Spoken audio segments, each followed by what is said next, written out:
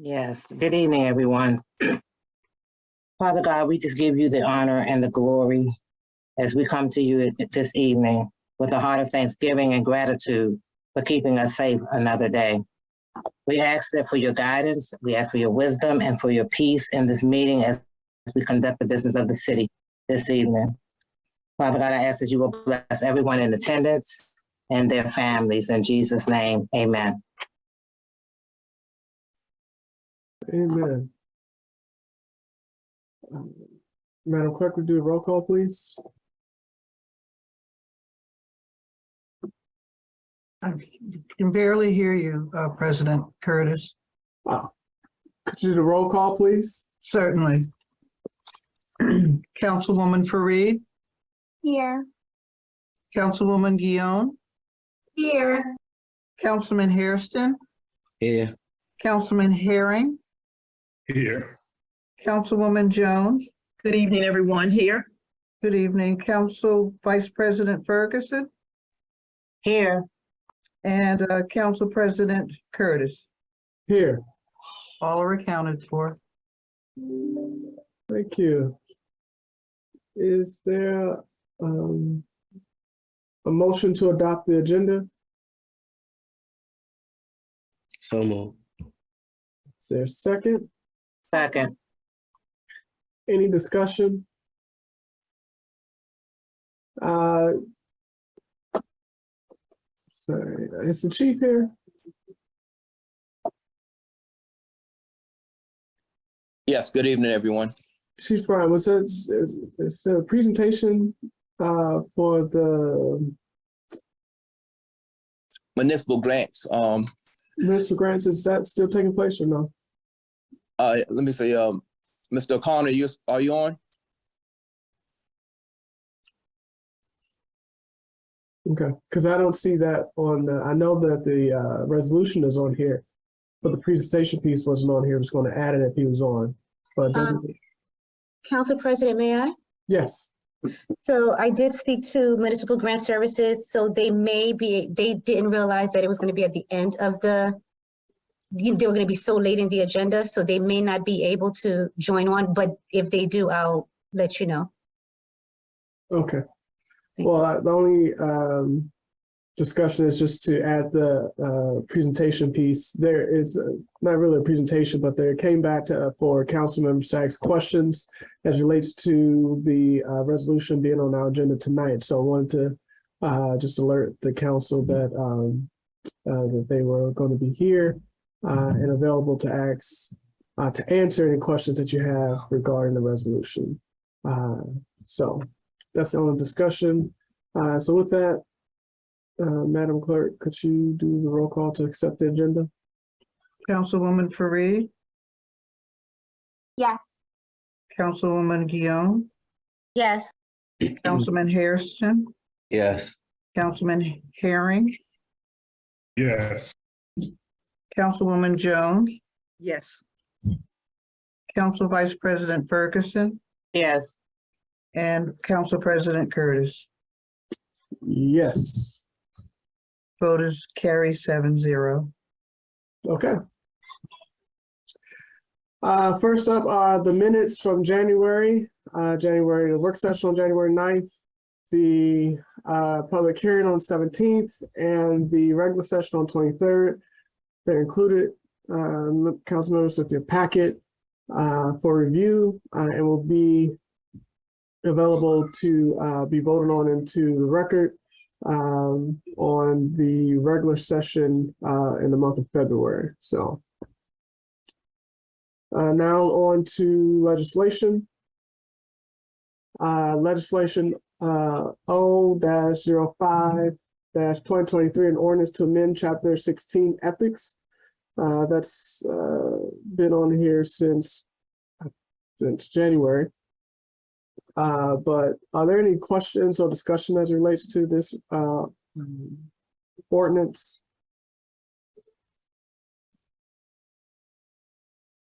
Okay. Hearing none, we'll move on to resolution R-25-2023, A resolution authorizing a contract with Global Public Safety LLC for the purchase of outfitting 2 police cars. Are there any questions on that legislation that's included in your packet?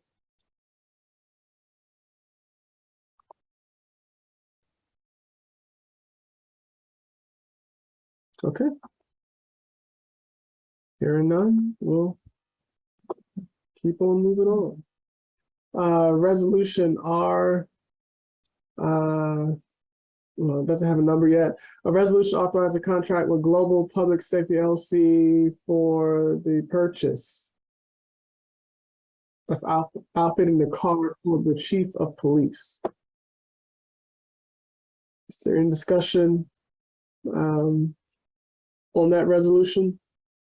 Yes, Mr. President. Councilman Herring? So this has been paid. Is Mr. Stewart on?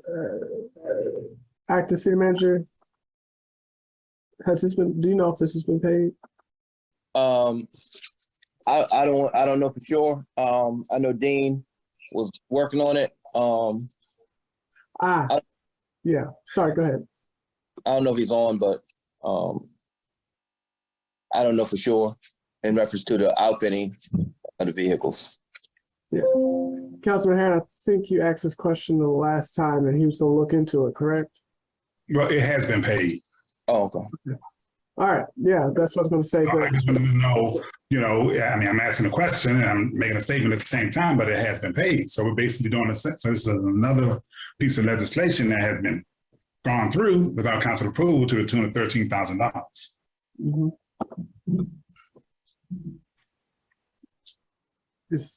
Is there another question, Councilman Herring? No, I'm just, hey, Okay, thank you. nope. Councilwoman Jones?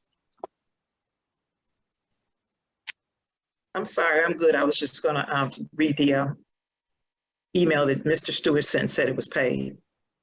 Yeah, it came back to my members. Thank you, Councilwoman Jones. You're welcome. Any other discussion? Yeah, I do have another question. I did ask for the cancel check for this purchase. So I'm still waiting on that. I know it's in the office because it was paid a while back. Also the cancel check for the 2 cars that were purchased without a resolution. The 2 cars that were purchased without a resolution and the outfitting of the cars, you like a copy of the check? Yep. Okay. Front and back. Okay. All right. All right. Any other discussion on this topic, on this resolution?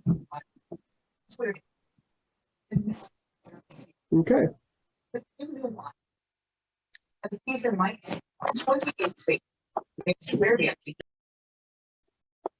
Thank you. All right, next up. Resolution to amend council rules and procedures. Pull it up.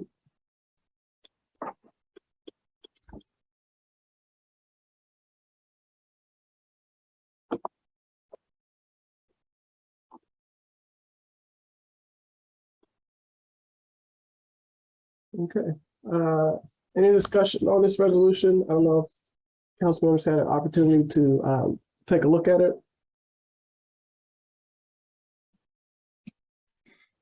Mr. President, Councilman Herring? yeah, major problems with this resolution. Okay. Again, section D, where it says time limits may be imposed on council members by the council president. They'll move along topics of discussion. No, I don't agree with that one. Council members should be able to speak on whatever they need to speak on, because obviously it's been proven that time isn't allotted fairly to each council member. If you're going to follow Robert's rules, you got to follow Robert's rules. If one council member gets 10 minutes, then another council member can get 10 minutes. Because the council president is tired or wants to end it because he's tired of the discussion, doesn't mean you can cut the discussion off. And that's a problem for me. It should not be at the discretion of the council president, because it is going to be done fairly, in my opinion. You know, when you get tired, like we did at the last meeting, you get tired, you cut people off, you cut council members off, you allow the ones that you like to speak at will. So no, I don't agree with this. And as an elected official, I should be able to address to my constituents and give them all the information that they are entitled to hear. You know, I mean, basically when you do things like this, it seems like you're trying to cover up information to keep citizens from getting information. When you don't like what you hear, you're going to stop the dialogue. When you think it's not benefiting anybody, but it isn't up to you to decide what's benefiting anyone. Because I can tell you right now, I know council members who are going to be able to say whatever they want to say, as long as they want to say. And then when I say, because basically this is the James Turner resolution, that's basically what this is, because you and your feelings because of last week when we got into it. So you decided to bring this resolution to, I guess, try to shut me down, which it isn't going to happen, you know. So that's my first issue with that one, the time limit imposed on it. Interrupting and personal attack. First of all, I'm sorry, what you consider, excuse me? I didn't hear the last one. You moved on to. I said, now I'm going to section G, personal attacks on individuals interrupting. Okay. First of all, personal attacks in peace of the meeting. What you may consider a personal attack is not a personal attack. When I made the statement that I made last week, it was not a personal attack. It was an opinion, and it was a factual opinion. What I said, and I have a right to make any opinion I want. A personal attack is if you call someone out of their names. You're being disparaging to somebody.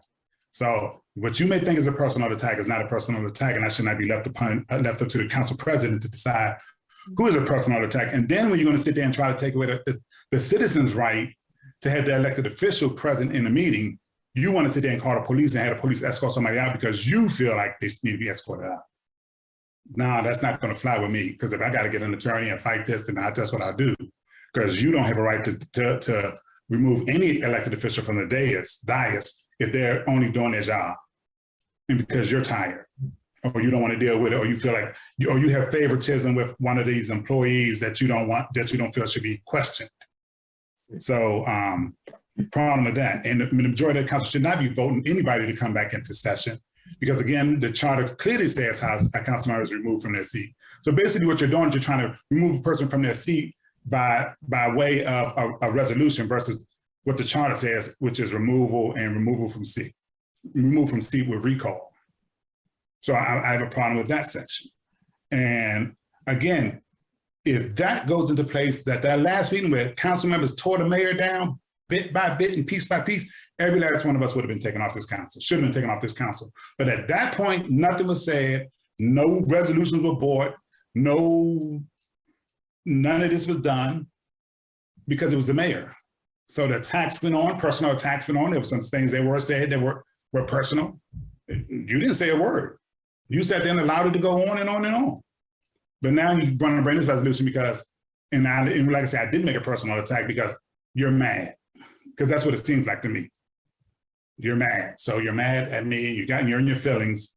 And I've never understood why, if you want to get on this council and you can't have a debate back and forth, and you go back and forth, and when when it's over with, people get in their feelings and they bring resolutions. Because I can bring resolutions too, you know, and I will bring resolutions. And, you know, they could be like this or others, you know. So, you know, my thing is, when it gets personal, you start bringing resolutions for personal reasons, that's a problem. Okay. Again, H, members will allow questions to be answered without interruption unless there's a point of order, which must be immediately asked. You can't tell somebody if I'm answering a question of somebody, you cannot tell me what I can and cannot say and how I address a topic that I want answers to. If I've heard enough from a person and they go on and on about something I don't want to hear about, I don't need to hear it. If it's a yes or no question, I don't want to hear it. Please answer the question. I have a right to question anybody any way I want to. You do not have the authority to sit there and tell me, a grown man or any other council member on this council, how they should be talking to anybody that comes up there. And then you say council members may not address staff during meetings unless further explanation or guidance is requested by the city manager or the city manager of a staff member. This applies to all staff except the city treasurer and the city manager. First of all, we have a department head for Public Works, our second largest budget in the city. That department head, like all the other department heads, need to come up there and be questioned by any council member. We're paying them $72,000. That department spends almost what? Over $200,000, $250,000, or what, something like that. Probably like $300,000. And you think I'm not going to sit there and ask questions on how that money is being spent? And I got to go through the city manager when the department head is right there, who's directly responsible for the budget? Nah, that ain't going to float. You know, that ain't right. And every council member has a right to question anybody they want to when it comes down to a department head a department head who's in charge of a budget. Every local municipality address their department heads. And the department heads answer questions on a budget that they're responsible for. So, I mean, looking at this is basically a way to just try to squash people from speaking out and putting out information. Seems like it's, I mean, that's what it seems like to me, that this is all just a simple way to cover up what's going on in the city, to quiet council members down from putting stuff out there. And, you know, people get in their feelings and they want to strike back. But I'm gonna just say this though, you know, we are responsible for, you know, our own actions, you know, and we are, and we all are accountable for our own actions, and everybody up here is in the dope, and it is what it is. You know, you may not like it. I don't like when you make excuses for department heads who really should be answering for themselves, who have never apologized to this day that they made a mistake, a major mistake twice now on on purchasing policy. And if we're going to stand by policy, then we need to stand by policy, and we need to put out section 808 of this charter. So again, I think this piece of legislation is really a James Herring resolution, trying to quash me from saying what I want to say. I mean, it's not like it's going to stop me. You know, I mean, it's just going to cause a lot of bad blood, a lot of bad friction in a really rough 2 years. And, you know, I mean, like I said, I mean, I have no problem mailing stuff to citizens. I have no problem sending anything out to any citizen, letting them know everything that's going on in the city, you know, who's doing what and why they're doing what. And again, like I say, with this piece of legislation, seems like to me it's just trying to squash information getting out to the people, because people have a right to know what's going on in their city. People have a right to question, and the citizens have a right to question department heads, because they pay taxes. This is not our money. This is the taxpayers' money. They have a right to question anybody on anything that goes on. They can request anything from the city of Glenarden and get it, because it all falls under the Open Meetings Act and the Maryland Public Information Act. So again, I don't agree with these changes. I think they're personal. That's all it is. Like I said, I mean, if you can't stand the fire, I always say get out the kitchen, because that's the way this rolls. That's the way the councils roll. People want to get on this council and think everything will be hunky-dory. No, you're not always going to agree. It ain't always going to be kind. It ain't always going to be unity and all this other stuff. Everybody got their own opinion on how they go. A lot of things that people do that I don't say anything about. I sit here and listen to them go on and on and on about things. I'm just like, okay, here we go. You know, I don't say anything about it. And you let them drone on and on and on. And then when you get tired, you're like, okay, I'm going to cut the discussion off. Just like last week, last month when we had the discussion, I'm asking questions, you're cutting me off. And it's dragging it on and on. Then you're getting frustrated because I won't ask the questions the way you want me to ask them. So then you get in your feelings and you bring this piece of legislation. So like I said, again, has this been vetted by the attorney? I'm sorry, is that a question? Has it been vetted by the attorney? What do you mean vetted by the attorney? Has it been run by the attorney? No. No. It's our rules. You can vote on our rules. No, I'm asking, has these been, you can't just, you know what, Mr. Curtis, I noticed that about you. You will put something in place that is not legal because you think you can. Because you think you can don't mean it's right.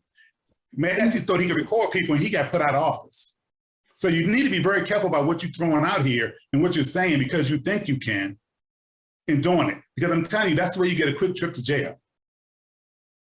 You need to follow the rules. Let it run about our attorney. I have no problem.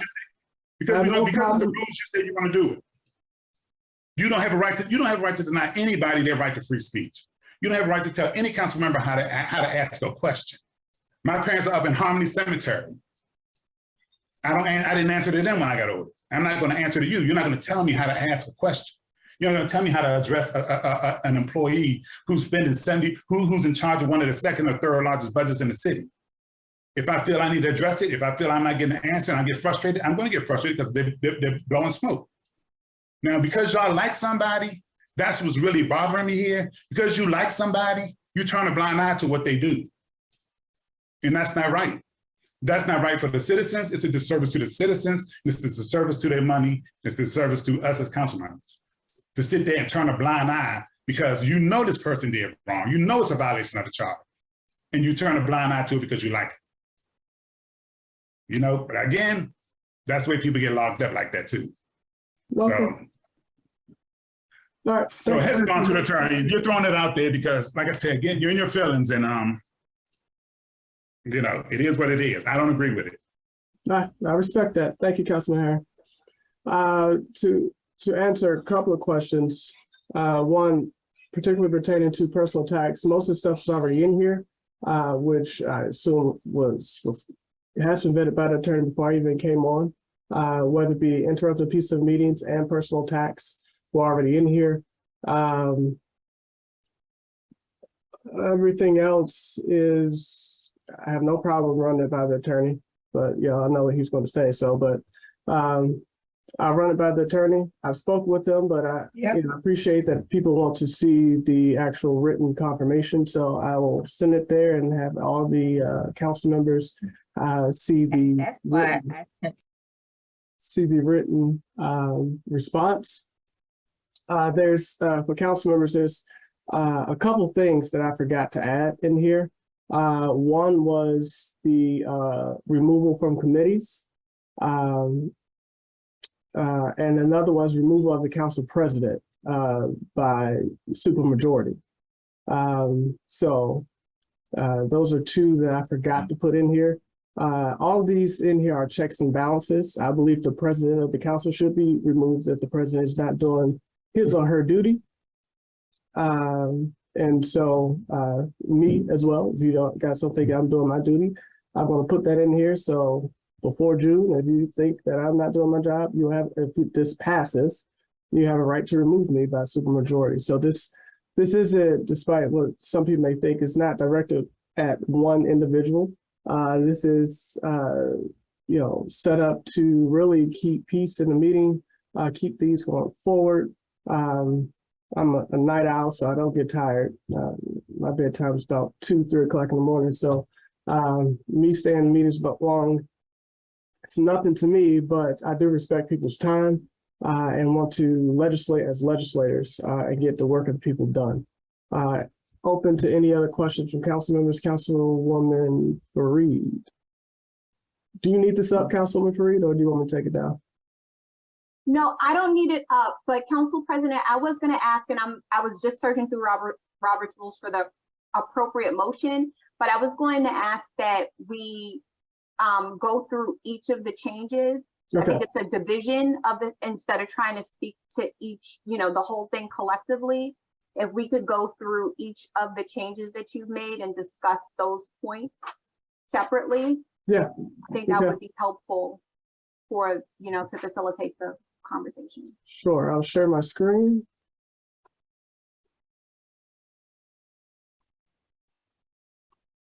And I'll start from the top.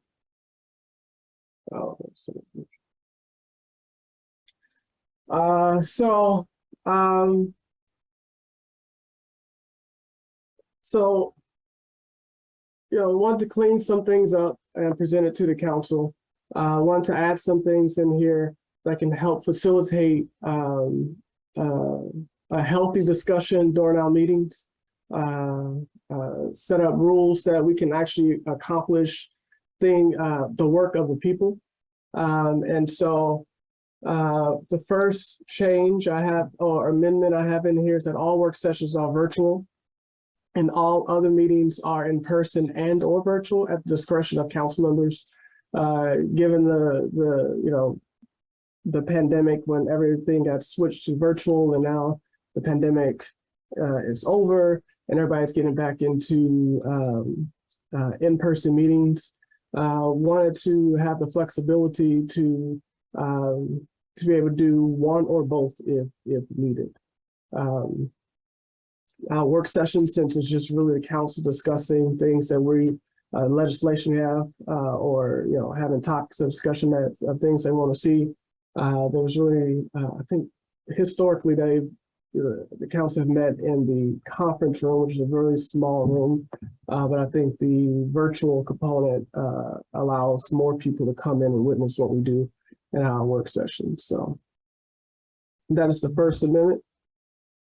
The Second Amendment was citizens can ask questions after the mayor, the city manager, and treasurer's report. So I'm proposing to eliminate this because citizens will have an opportunity to speak at the end of the meeting, and they can reference any report that they will like. Councilwoman Fareed? Yes, Council President, when I was suggesting that we do a division, I meant for us to discuss each of the changes that you're proposing after each change so that none of us are talking for 20 minutes trying to address all of them. Okay. If we can go through. Okay. So any questions on the First Amendment about all work sessions are virtual and all other meetings are in person and or virtual at the discretion of council members? Okay, we'll move on to the next one. Any citizens can ask questions after the mayor, city manager, treasurer report. Again, erase this because citizens already have the opportunity to speak on the reports or frankly, anything they would like to at the regular meeting. Any opposition to scratching this out?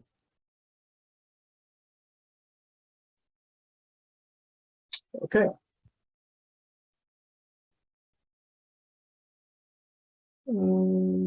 Next amendment relates to rules of the meeting as well. Time limits may be imposed on council members by the council president to help move along topics of discussion or issues of debate. If time limits are imposed, members may yield their time to another member. The intent with this is each member would have the same amount of time, so there would not be an unfair amount of time allotted to one member versus the other member. And if another member wanted someone who's speaking on a topic wanted to yield their time to that person, they could. Also, the council can also motion that we continue the discussion. So this isn't hard set. So if this is an important discussion and the time imposed looks like it will limit a healthy debate, then there can be a motion to extend the discussion. And if upon a second and a consensus, then we continue the discussion. So this isn't hard set, but we can definitely, if people are worried about that, put that some wording about that in here. But any other discussion, I know Councilman Harry spoke on it. Any other new opinions or discussion? Councilwoman Fareed? Yes, thank you. I just wanted to say that Robert's Rules of Order does state that you may speak and debate twice on any debatable motion on the same day. Each time you may speak for up to 10 minutes. And it says you cannot save time or transfer it to someone else. I think if we want to be objective and make sure that this is applied equally to everybody, we should probably be more specific about what that time limit is, as opposed to it being kind of at the discretion. If we're going to say it's 10 minutes, or if we want to say another time, and then just being very specific so that it doesn't appear that it's preferential. I think that would be helpful, and then that would also help us as council members know how long we have when we're preparing our comments for debate. And I think the point you made is right as well, is that we do have the option as a council to collectively decide to extend the debate, but that twice speaking in 10 minutes rule from Robert's Rules of Order, unless we want to amend that, I think we should follow that. And that's on every topic? this is speech limits and debate. So is that in general or is that per subject? No, on a debatable motion. Oh, So okay. not in All right. total, like on each. Okay, I'm open to making that change. 10 minutes, council persons can speak twice unless collectively the council members decide to extend the discussion. Councilman Hairston, I saw your hand. No, y'all probably answered my question because I was going to ask you what was the plan. If you were limiting or closing down discussions while we was having discussions, then can't those discussions would be carried all the way out through other meetings. So do y'all think that it's better just hashing out whatever issue or situation right there on the spot and getting it done? Because I would hate to keep going over the same thing for like consecutive Mondays and consecutive Tuesdays and consecutive Thursdays or whatever, because we didn't get it all out when we needed to get it out. So personally, like if y'all gonna keep dragging me into the same discussion, I ain't into that. So if we can get it handled and get it done on the spot like we need to, then we just need to get it done and get it handled on the spot. That's what I would be advocating for more so than y'all keep talking to me about the same thing for 3 Tuesdays. That's my opinion. 100% agree. 100% agree. Yeah, and we'll make sure that, whatever needs to be, talked through and resolved can be done so it's not pushed to another meeting. Any other comments on this amendment? Yeah, I actually do, because the statement you just made, how are you going to do that?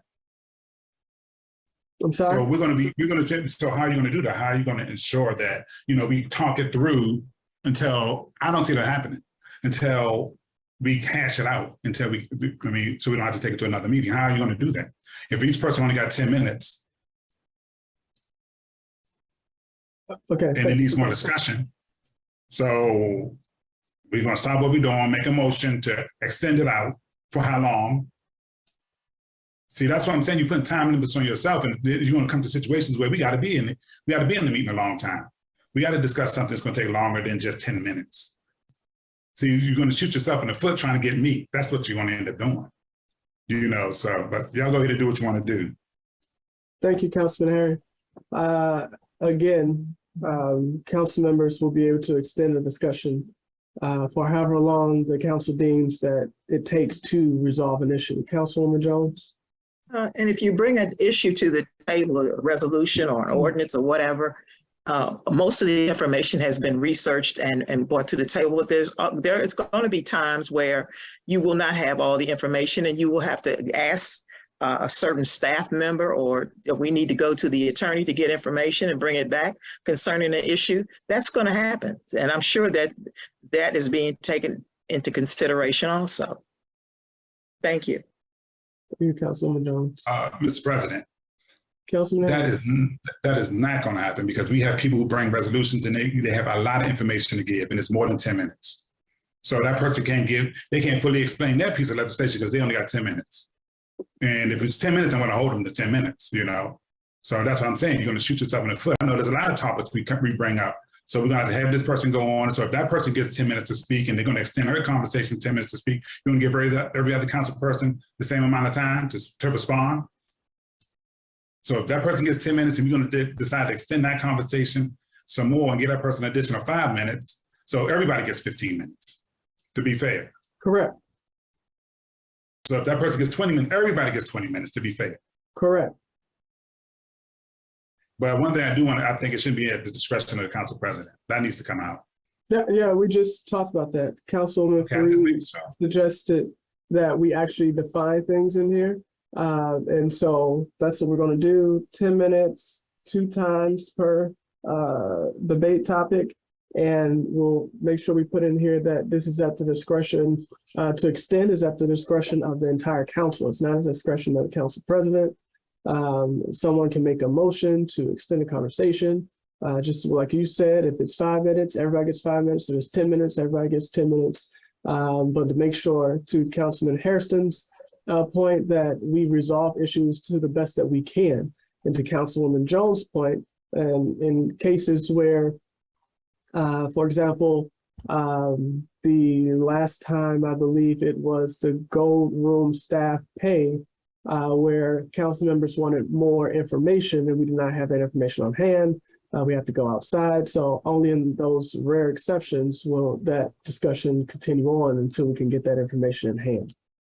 So I think we've covered. Well, Mr. President, let me just say this. That is not a rare exception. We've sat in these meetings plenty of times, and one person has brought information and just has gone on and on and on, and have no problem with getting information, because I'd rather hash it all out tonight instead of putting it on hold till the next meeting, then the next meeting, then the next meeting. So one topic can stretch 3 months because we still don't have all the information. So we get 10 minutes and the person isn't finished. Okay, they'll bring us some more information and we'll discuss it at the next meeting. So we're doing exactly what Councilman Harrison just said we shouldn't be doing, which is dragging this out over time.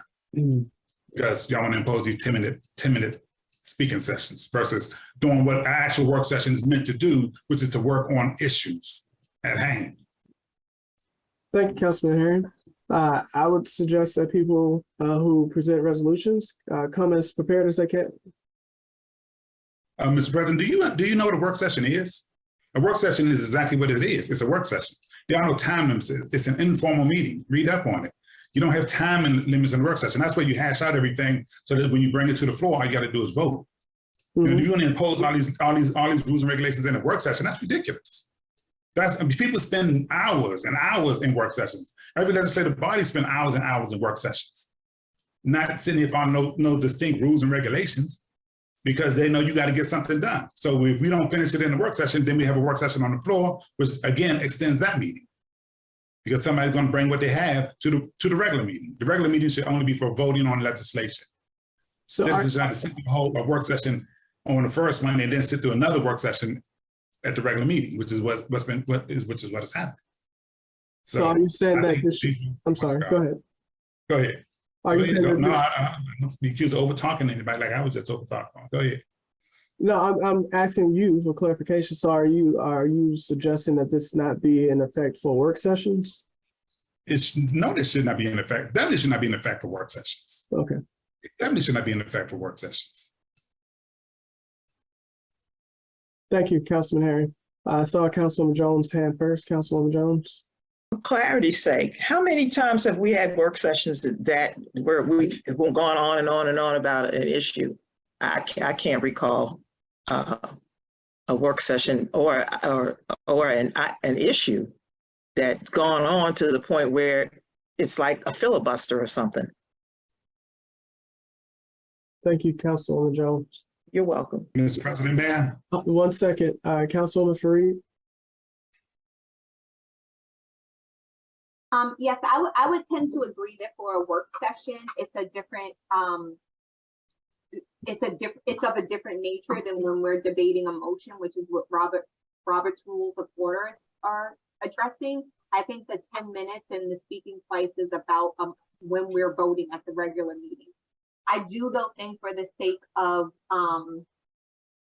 just being able to move things along with the work session, we do have to kind of figure out a way in which, when points have already been addressed, that we can move on. And if there's nothing new to be added to that, that we can, agree that we've kind of discussed the topic and can move on. I don't know how we do that, but I would suggest that we do that. I think, to Councilwoman Jones's point though, I don't recall times where one particular topic has dragged on, but tonight might be the first time that's happened with the post-polls discussion. But I still think we should have some sort of parameters around how long we're going to talk about a particular topic. But I don't think we can say 10 minutes per work session. Okay. Thank you, Councilwoman Fareed. Councilwoman Herring. Okay, let me just say that, because since I've been on the council this long, and a lot of people always comment on things they don't know what they're talking about. We have undeveloped property in the city of Glenarden. We have a new developer who just purchased property in Glenarden. We've sat at work sessions until 2 o'clock in the morning discussing topics that deal with development.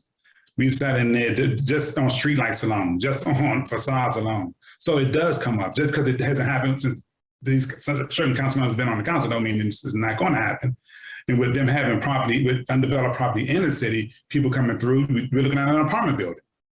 You know, there's some that they're planning on building. That's going to take hours of discussion, hours and hours of discussion at a work session.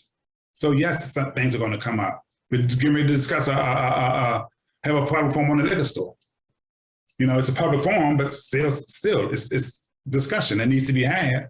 So yeah, a work session should never be time limited, because I've sat in these work sessions where it's gone on, and this topic right here is going on and on, well past the 10 minutes that we've. And so today's a day, prime example of what we're talking about.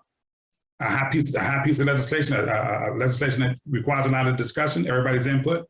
Today's a day. So here's a prime example of what I'm talking about. Limiting this to 10 minutes wouldn't have been fair to anybody who had a concern with it. When you're trying to hash out what you want to bring to the floor, that's what the work session is for, hashing out stuff to bring it to the floor. Thanks. Thank you. Councilman, I actually agree with you. And that wasn't, it just, the purpose of this is to bring this to the council so that we can discuss it. And so Councilwoman Jones, Councilman Hairston, Councilwoman Fareed, and you have brought up valid points. And so thus far we're going to actually just, we don't need to put it for public hearings. We could just put this for regular meetings, 10 minutes and 2 attempts per council members at regular meetings, and not have this for public hearings or work sessions. Any other discussion on this topic? I mean, on this part of the amendments? All right, well, I'll make those changes. You should be able to see those when it comes out for the public hearing. On to the next one. Still on rules of the meeting, personal attacks on individuals and interrupting the peace of the meeting will not be tolerated during the meeting proceedings. Persons will be removed from the council meeting by a city police officer after 1 verbal warning. All this was already here. The part here where it says and interrupting the peace of the meeting, I saw that was down further in the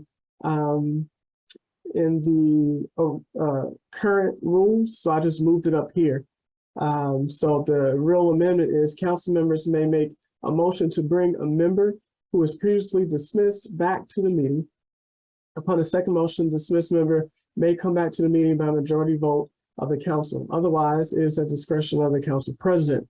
The thought here was that I, again, want checks and balances on the president. I don't think the president should be able to do anything they want to do. So, for example, if I were to, if Ms. Fareed interrupted the piece of the meeting and she was removed, then most of the councils think that she should return. Then Councilman Herring can make a motion for her to come back, and somebody can second it, and they can override the president to bring someone who has been dismissed back.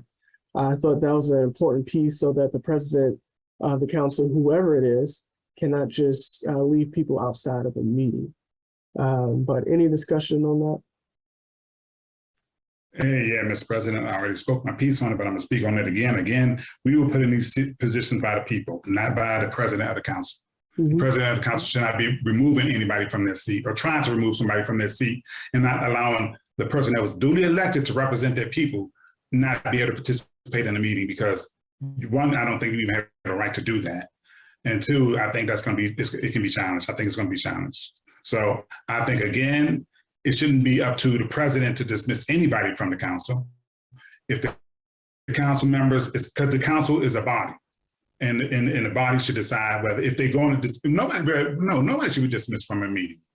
Nobody should be dismissed from a meeting. Nobody. I mean, if things are out of control, then you recess the meeting, get it under control, and then bring it back. That's what you do. You don't sit there and throw elected official, try to throw elected official off the position, out of his position that he was in. And I don't see how, I don't even think that's even legal. I really don't. I don't even think that's legal, but we're running by the council president. I mean, we're running by the attorney, because I think it can be challenged. And I know there's been some challenges on councils doing that, because again, You did not put us in place. The council did not put us in place. The people put us in place. People. So you're going to give it the person's representative because you feel that they're being disruptive. And that's another problem I have. It's subjective because I've seen things not being done fairly across the board. Thank you. Thanks. Thank you, Councilman. I will note that I did not put this in here. That was in here. And if these rules, which were established before I came to office, it were vetted by the attorney, I would assume that they were, but I did not put this in here. This was already in here. Councilwoman Fareed? So I don't think council members should be beyond reproach, just because we're elected officials. In my time here in Glenarden, as short as it has been in comparison to others, I've seen the mayor removed from a meeting, and I believe that council members should be treated the same as certainly as the mayor in terms of, you know, being admonished for certain behavior in meetings. And we should just be setting the standard for the decorum of the meeting.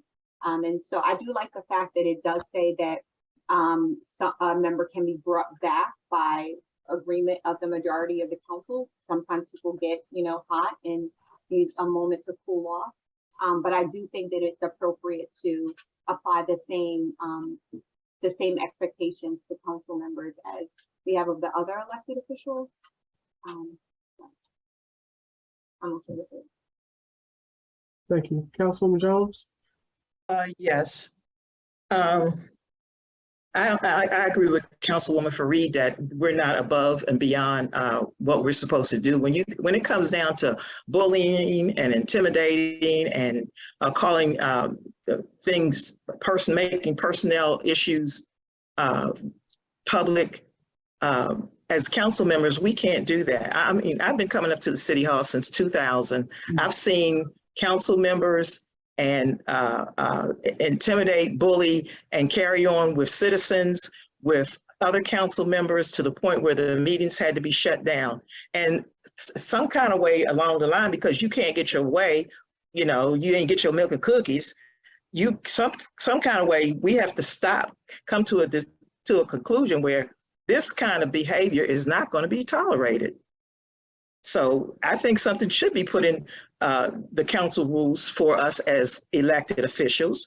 And if need be, like it's been suggested, run it by the attorney and find out what it is that we can and cannot do. But this carrying on that we saw in the regular session in January has been going on too long, and it needs to stop. There's some kind of way where we have to have some kind of decorum and respect, compassion, civility, and humility for mankind to continue even as elected officials.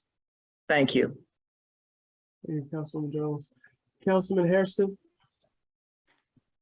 I got a question for you. What's the criteria behind what a personal attack is? Or, you know, like, I mean, could y'all put something in place, I guess, to like spell that out more? Because I mean, if you call me skinny, even though my figure may look nice to you, I can take that as a personal attack. So how you really determine like what a personal attack is? So if you're going to put that in there, could y'all make that like spell that out, A, B, C, D, this is considered this is considered that, or something like that? But I don't know how you can really like determine that. You know what I'm saying? Like, I mean, not saying nothing wrong. I'm just saying, like, I don't know, anybody can take anything and deem it as a personal attack. You know what I mean? Because I mean, you could sway your narrative however you want it to be. So can it just be a criteria in place? Or like, can y'all spell it out a little bit more for me? I don't know if y'all understand that or if that's making sense, but you know what I'm saying? No, I think I understand what you're saying. For me, the issue is that if you start to, one, it's difficult to define, and two, if you try to define it and then there's an attack that's not in a definition, then it wouldn't meet the criteria to remove someone. I think the control here is, because it is hard to define, that the president can be overruled by majority of the council. So council members can motion that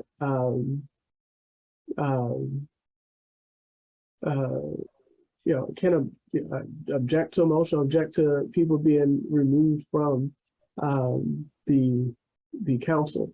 And then all it'll take would be a second. And if most of us say aye, then the person stays. So I think having checks and balances so someone can abuse this power is good. But I welcome if you can, if you have some suggestions on how to define it. It was challenging for me. I thought about that, but it was challenging for me. But certainly if you have suggestions, I welcome it. The definition of them. Oh no, I don't have none. I was curious on like what people would consider that. Yeah. Because it's a difficult thing, you know what I mean? So Yeah, I was just curious. I agree. I definitely agree.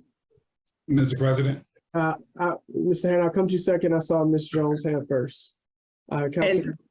And what we're speaking of here is just when we're in a meeting and a council person acts out of character, that they're going to be put out of that meeting, not off of the council, just out of the meeting until they can get a cooler head. If they get a cooler head, they'll vote to come back in. If not, they'll just be out of that meeting for the rest of the evening. Is that what this is saying, correct? Correct. Thank you. Councilman, Just wanted clarity. I'm sorry. Councilman Harry? That's pure BS, because people are emotional. People get in their feelings, and the last speaker is one of them, who get in their feelings and they don't care whether you're cool or not. They're gonna vote no to bring you back in. And like I said, at the last speech, and I have every right to ask any question I want to, of anybody I want to, any way I choose to, because it upsets your delicate sensibilities, don't mean that I'm gonna sit there and change the way I talk to anybody. If I feel somebody's BSing me, unfortunately, unlike the previous council member, Councilwoman Jones, I don't sit there and turn a blind eye to people who violate the charter, or I don't turn a blind eye to somebody not doing what they're supposed to be doing because I like them. That's not what I do. That's what she does, and I don't believe that's fair to the citizens when we're paying tax dollars. So yes, I do get upset, and I'm going to get upset when I see our tax dollars being spent and council members sitting here arbitrarily just saying absolutely nothing because I like them. I don't want to make them look bad. I'm going to question it. It's a new department, $72,000 we're paying, the third highest budget or the second highest budget in the city. Yeah, I'm going to question it. I'm going to question it. So that's what I do. And no one has a right to tell me how I should act. My parents, like I said, my parents are in harmony. Now I see Ms. Jones, Justin, you do plenty of things. Stalk people, follow people around the community, employees, all kind of stuff, No, but she pointed out, now see, this is what I'm saying. This is exactly what I'm talking about. She pointed out what I did at the last meeting, and everybody knows who she was talking about. You said absolutely nothing. You didn't do a point of order, did you? No, you did not. Councilman Harry, she did not attack you. She said that we did not. Yes, she did. She attacked me when she said what she said. I took it as a personal attack. She did not say. Everybody knows what happened at the last meeting. Everybody knows whose it was. It was me. And I know, I tell everybody it was me. But you did not say one thing. I took that as a personal attack. Councilman Harry, if you would like to address the situation without attacking Ms. Jones, then fine. But she did not attack James Herring at all. She attacked James Herring. She mentioned the situation. And if you would like to mention the situation, you can do that. But the whole attack going back Mr. President, we're talking about. This is what I'm talking about. This is exactly what I'm talking about. Because she said when the council member did what he did at the last meeting and acted out of character and did all of this stuff and blah, blah, blah, but everything she said, I took it as a personal attack. That was a personal attack because it was televised. Everybody saw who did it. Everybody know who did it, and everybody know who she's referring to. You did not do a point of order. But I took it as a personal attack because it doesn't matter how you feel. Doesn't matter how she feels. That's how people get sued. That's how companies get sued. It doesn't matter how anybody else feels. It matters how I feel as a person. And I felt it is a personal attack. And that was a personal attack. But yet you're not saying anything about it. And then you do a point of order on me. And that's exactly what I'm talking about. And that's why I'm saying these rules are biased and one-sided. Because that's what's going to happen. Because that was a personal attack. And you know it was a personal attack. And you know who she was talking about. Everybody on here knew who she was talking about. And that was a personal attack. And I took it as a personal attack. But because I'm taking it as a personal attack, you're dismissing it. And you're the council president. And that's what I'm saying. You just did exactly what I said you were going to do. Point of order on me, allow her to say what she want to say. No, I put an order on you because you were saying that she was stalking people in the neighborhood. You're accusing her and attacking her in that way. I'm not accusing her. That's what she was doing. Councilman Harry, If you would like to make a point on the amendment, I made a point. then we can move forward. If not, I made a point. I just made my point that you did a point of order on me, but you didn't do it on her when she personally attacked me. do you have something related to the amendment? I've already said what I needed to say, but I'm glad you showed exactly, you actually showed what I'm talking about Thank you. Thank in you. the direction that you're going to go. Thank you, Councilman Herring. Thank you. Councilman John, anything new? Yeah, other than, let me say this, Councilman Herring, please forgive me. That was not a personal attack against you. Ms. That Jones, was- I really don't need your forgiveness and I don't need your apologies. Please move on with the meeting. Thank No, and the other thing is, if you would come to me and sit down and talk to me, you would know how I felt about certain things. And to say that I feel that I do things because I like people is unfair. I like their work ethic, and as in the council position, that's what I'm looking at, work ethic. And an incident happened. They explained the incident, and we decided as a council, hopefully, to move on from that and make sure to ensure that that issue will not happen again. That happened, and you know as well as I know, that happened is because a person that was in place did not follow the proper protocols. And hopefully that's been addressed in that department, that won't happen again. Thank you. Thank you, Councilman Jones. Councilman Fareed? Yes, Council President, I just like to say that Robert's Rules of Order, again, does have a section on observing decorum.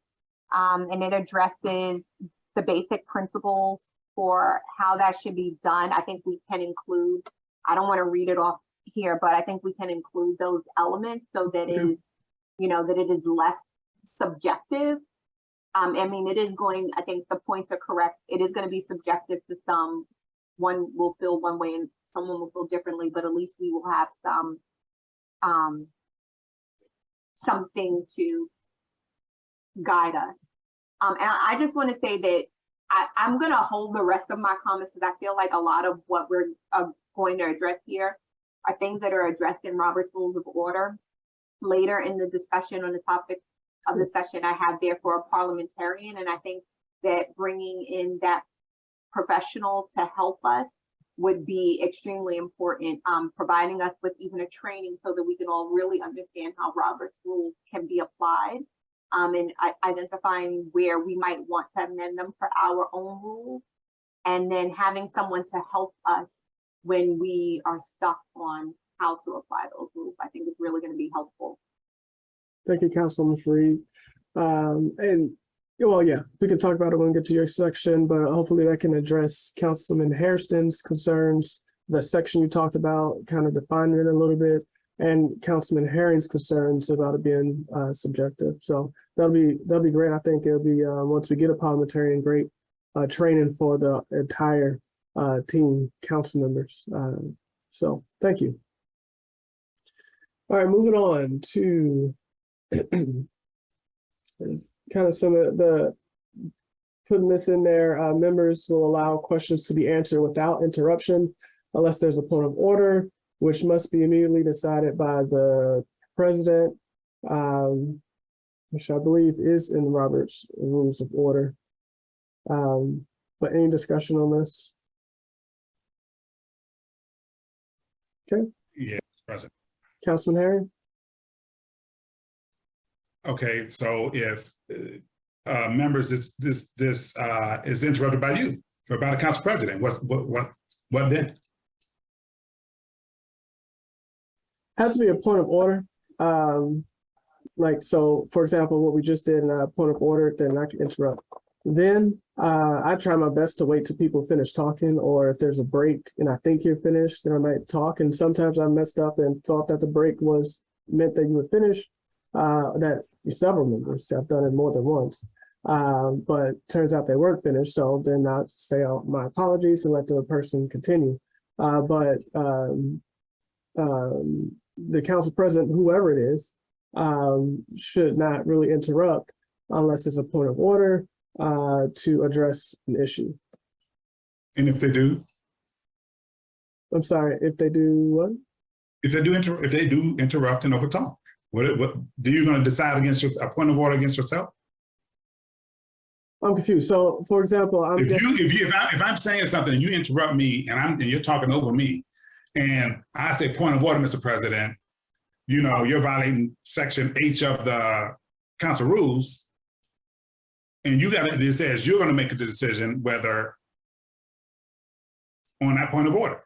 No, the president, in this case, it would be me, will have to abide by the rules. Okay, well, the rule says if you continue to do it, then you gotta leave the meeting. So you're gonna leave the meeting if you continue to do it. Well, if the council thought that I was acting out of character and should be removed from the meeting, then certainly somebody can motion to remove the president from the meeting. Okay, so let me see if I got this straight. So you're basically on the same level as all council members, but Right. you gotta have 4 people to tell you that you gotta leave the meeting, but an individual council member is gonna have you tell an individual to leave the meeting. Then 4 council members gotta bring them back. That's not fair because we're all on the same level. No council members know more than anybody else. So if you need 4 votes to have you removed from the meeting, then any council members every council member should need 4 votes to have that council member removed from the meeting. It shouldn't be at the discretion of the council president. Well, unfortunately, there's only one presiding officer, one. 2, I forgot what your second point was.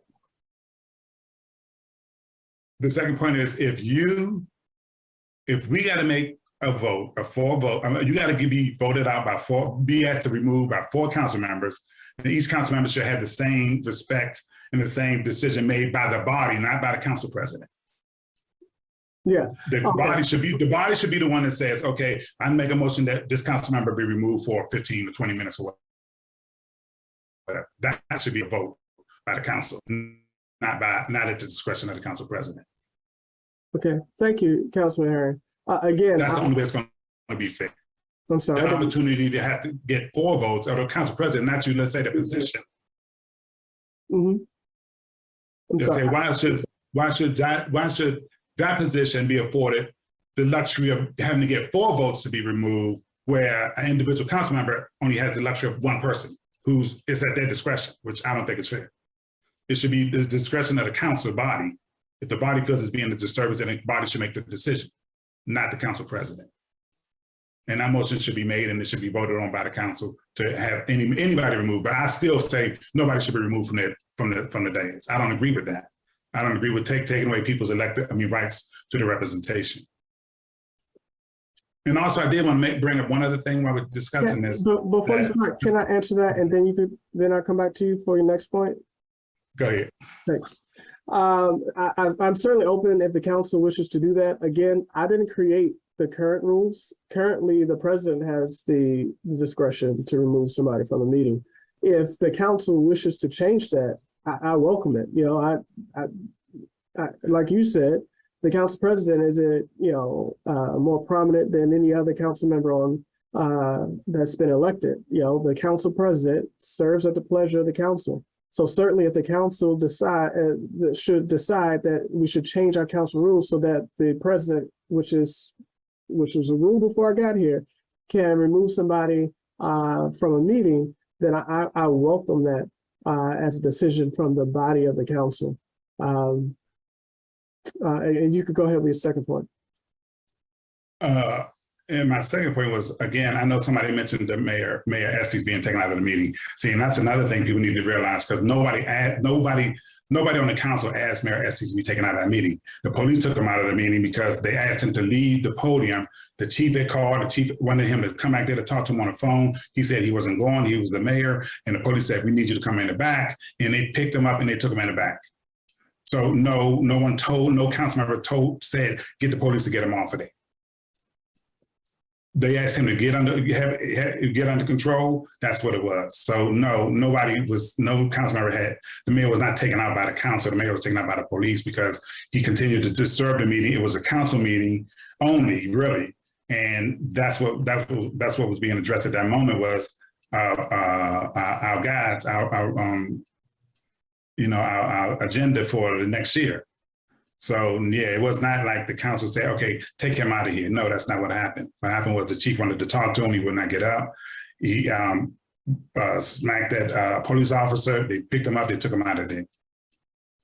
So that's what that was. So, I mean, that's what I'm saying. And also this section on here about taking somebody out that was not written for the council. That was written for the citizens, when they come up to the mic, and if they're unruly in the audience, that's what that was written for. It was not written for council. So you keep on saying it's in there, but it wasn't written in there for the council. It was written in there for the citizens. So Thank you. I'm sorry. Didn't mean to- that's it. Thank you. Okay. And, Yeah, and to that point, that's not how I read it. I agree that it's open to everybody, but it's not defined that it's only, for citizens. And so therefore, when I read the rules, I read it for anyone doing it. But I opened the floor to council members to Councilmember Herring's point. Do we want to make this as a vote to remove? Oh, I'm sorry. The point was that it should be for council members to remove someone from a meeting. Currently, it's just at the discretion of the president as it relates to the rules. But are there any other council members who want to speak on that, or are we moving on? And I also say to the point, Councilman Herring, if the council president continues to interrupt people and not let people speak, that's why I wanted to put in the council rules as well, that the council president can be removed. The way I'm going to write it up is that there'll be a motion to go into closed session, discuss council leadership, and then you discuss it in closed session. And if the supermajority, so there cannot be any favoritism where, I have 4 members, a supermajority votes to remove a council president for not following rules or not following the duties of president, then allowing members to do so instead of a president just being a president for a whole year without living up to his or her duties. But, all right, hearing no other comments, we will go on to the next one is I. Council members may not address staff during meetings unless further explanation or guidance is requested by the city manager of a staff member.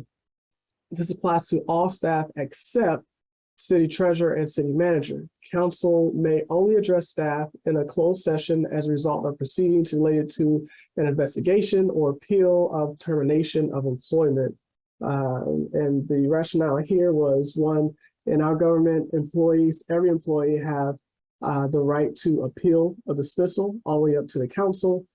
So make sure that caveat was in there and make sure that the council can still ask questions of the city treasurer and city manager, but wanted to, one, protect staff as it relates to my rationale was some things get into more operational stuff instead of legislative stuff, and separating the legislative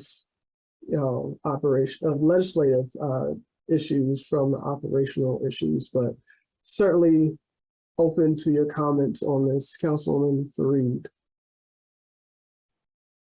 Yes, Council President, thank you.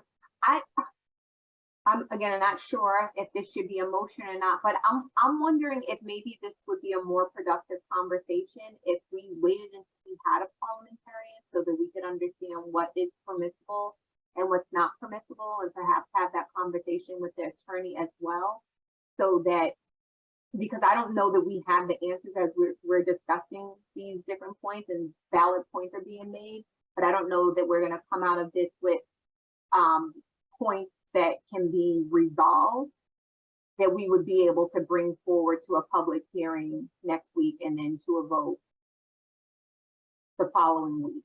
So that would be my suggestion, that we just table this until we can have the proper guidance to help us prepare rules that are fair to everyone. I second that. Okay, so you're saying table this into a parliamentarian or table this into a lawyer has been able to look at it? Both. So I would suggest that we have a parliamentarian advise us on constructing our council rules. Okay. And I would assume that whatever the parliamentarian is advising us would not be illegal, but just to have that additional measure so that all council members are confident that we're not violating anyone's rights as an elected official or violating the public right to hear discussion and be as transparent as possible. Okay. Councilwoman Jones? I don't agree with that. I think it should go directly to the attorney because the attorney is going to use Robert's Rules of Order to address any issues that we have with this. I wouldn't wait for a parliamentarian because of the fact that the council has, since I've been on the council, has dragged their feet about getting a parliamentarian. We may go ahead and get one this time around, but I would just send it to the attorney and have him do legal sufficiency on it, because he will use Robert's Rules of Order, or have whoever is just going to research this for the city. They will use that also to determine what we can and cannot do. I would not wait on a parliamentarian because we already have someone in place, our attorney, that can do this for us and advise. Thank you. Thank you, Councilwoman Jones. Councilwoman Fareed, are you opposed to that? And just to Councilwoman Jones' point, whenever I seek the advice of attorney, which I have done this week, which I have to share with you guys, one of the issues that I heard at the last meeting is that if you vote yes on a resolution and it fails, then you cannot bring it back if you said yes. So I did check with the attorney. And as Ms. Jones said, they actually checked the Robert Rules of Order when we ever asked them something about rules, and it turned out that not to be true. That if someone actually did say yes and the resolution failed, then the person who said yes can bring back, a piece of legislation that, addresses the same thing. But it would, if the, and this is for you too, Mr. Harrison, if the lawyer is addressing these, and look at this, addressing them against the Robert's Rules of Order, will that suffice? Well, I think there's two different aspects where a parliamentarian can help us construct the rules that we want to have versus the attorney opining on whether or not the rules that we've constructed are permissible or not.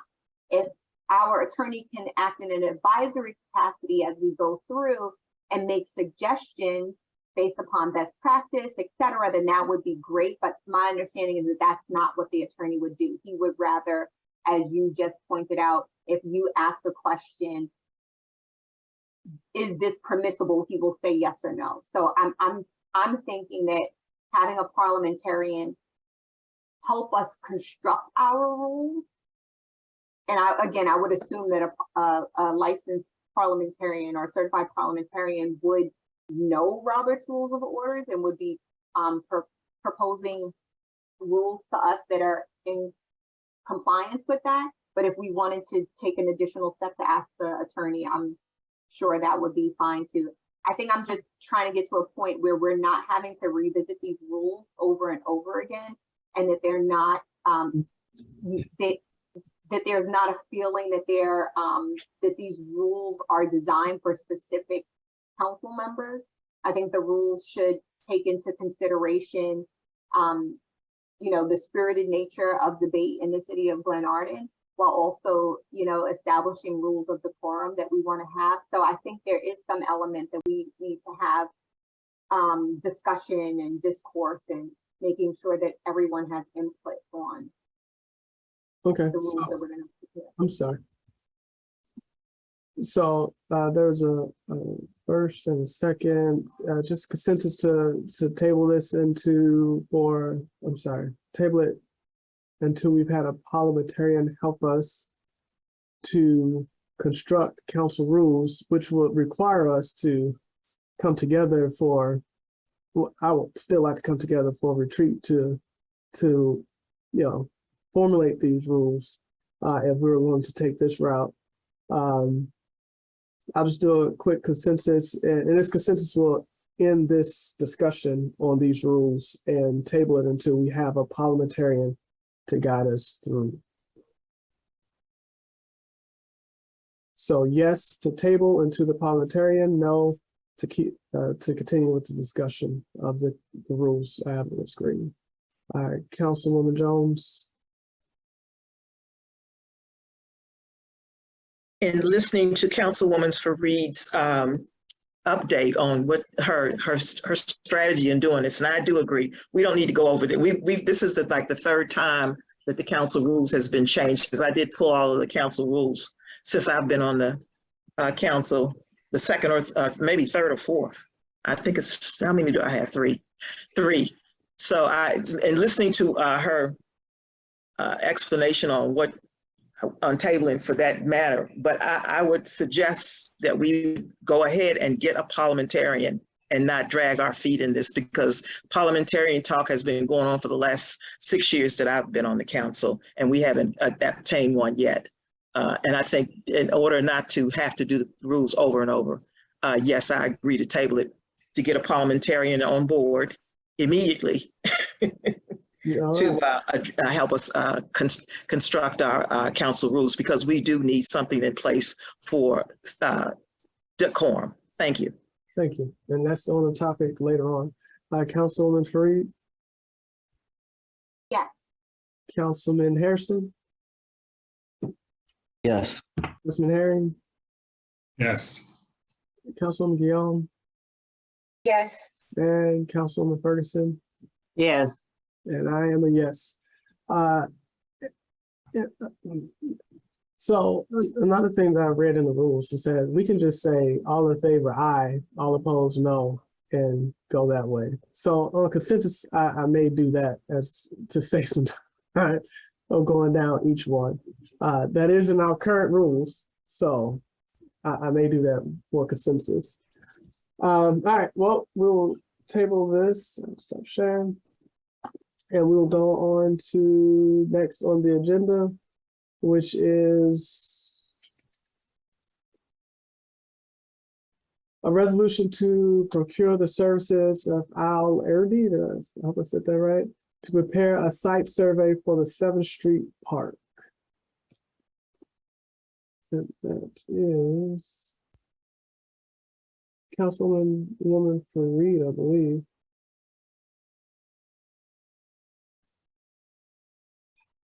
Councilwoman, Yes. do you want to? Yes, so we need a site survey in order to proceed with the 7th Street Park development.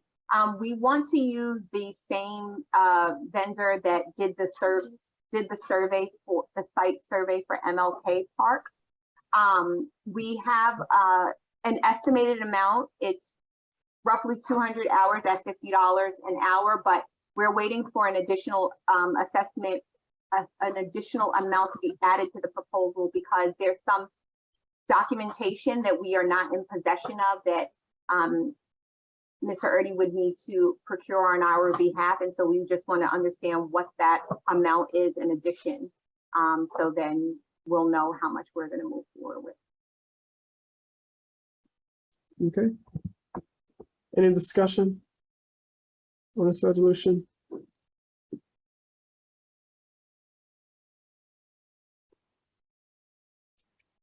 Hearing none,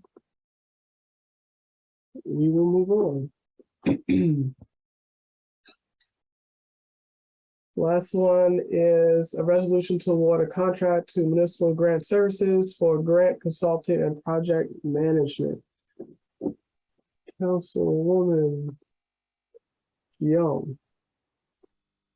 Yes, thank you, Council President. So I know that this legislation was brought up at the last meeting for a vote, and I was one of those folks that had questions. So I did further research and reached out and just to get more clarity, because I believe one of the things that was at least interpreted by me was this contracting service only to go towards getting grants for the police department. And since then, I have reached out to Municipal Grant Services and spoke in detail with not only them, but then also folks from different municipalities. So they were very clear that they were not going to just come here to the city of Glenarden should they be awarded a contract, that is.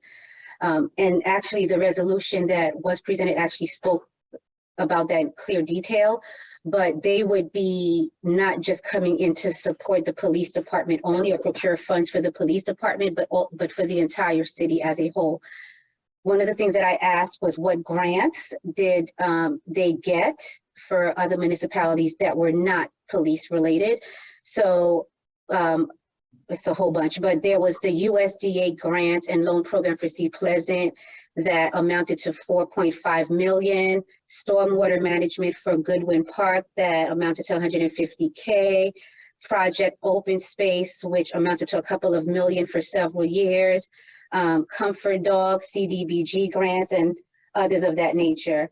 Another thing that I did, and just to give some context here, one of the reasons why I did this on my own is outside of the city council, I have a background in the field of philanthropic engagement. So hence why I decided to try to explore more. So I then asked if they had at least 2 to 3 names to provide from different municipalities or cities or counties that they can refer, I can speak with. And I was provided 8 names. And so the folks that I spoke with, I don't feel like I need to share the names, but I did speak to the contract manager from Seat Pleasant, the city manager from Seat Pleasant. I spoke to representatives from St. Mary's County. I spoke to the president of the NAACP at, I believe it was, I'm sorry, I'm reading different notes here. His name is BJ Falk specifically.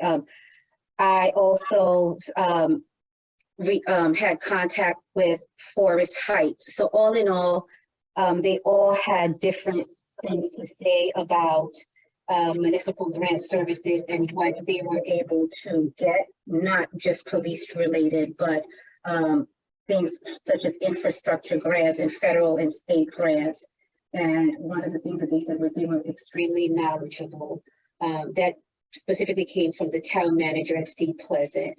So just wanted to say that, and the reason why I say that is because I do feel that time is of the essence for us to really get someone in here to help us procure grants.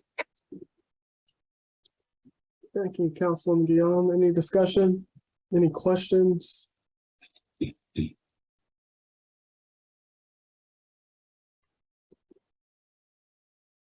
Okay. Hearing none, we'll move on. That was the last piece of legislation that was up. We went through all of them. 1, 2, 3, 4, 5, 6 of them. So 6 will continue on forward to the public hearing, and then we tabled the 1 and 2. We have a parliamentarian. Next up on the agenda are the reports. Those reports were sent ahead. If you have any questions now on the mayor's report, at the city manager report, chief of police report, or treasurer's report, now's the time to ask questions.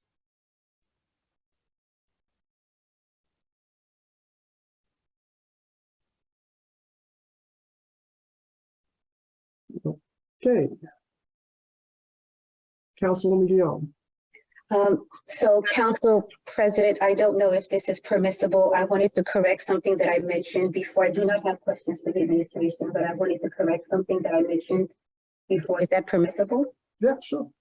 Okay, so there were 2 BJs. I just want to be clear that I was reading. So the BJ that I spoke with was BJ Bowling, who was the commissioner for Charles County. I mentioned the other BJ, who was the president of the NAACP for I forget which county, but I just wanted to make sure that I clarified which BJ I had gotten in touch with for reference. Okay, thank you. Thank you. All right. Hearing no questions, Councilman Henry?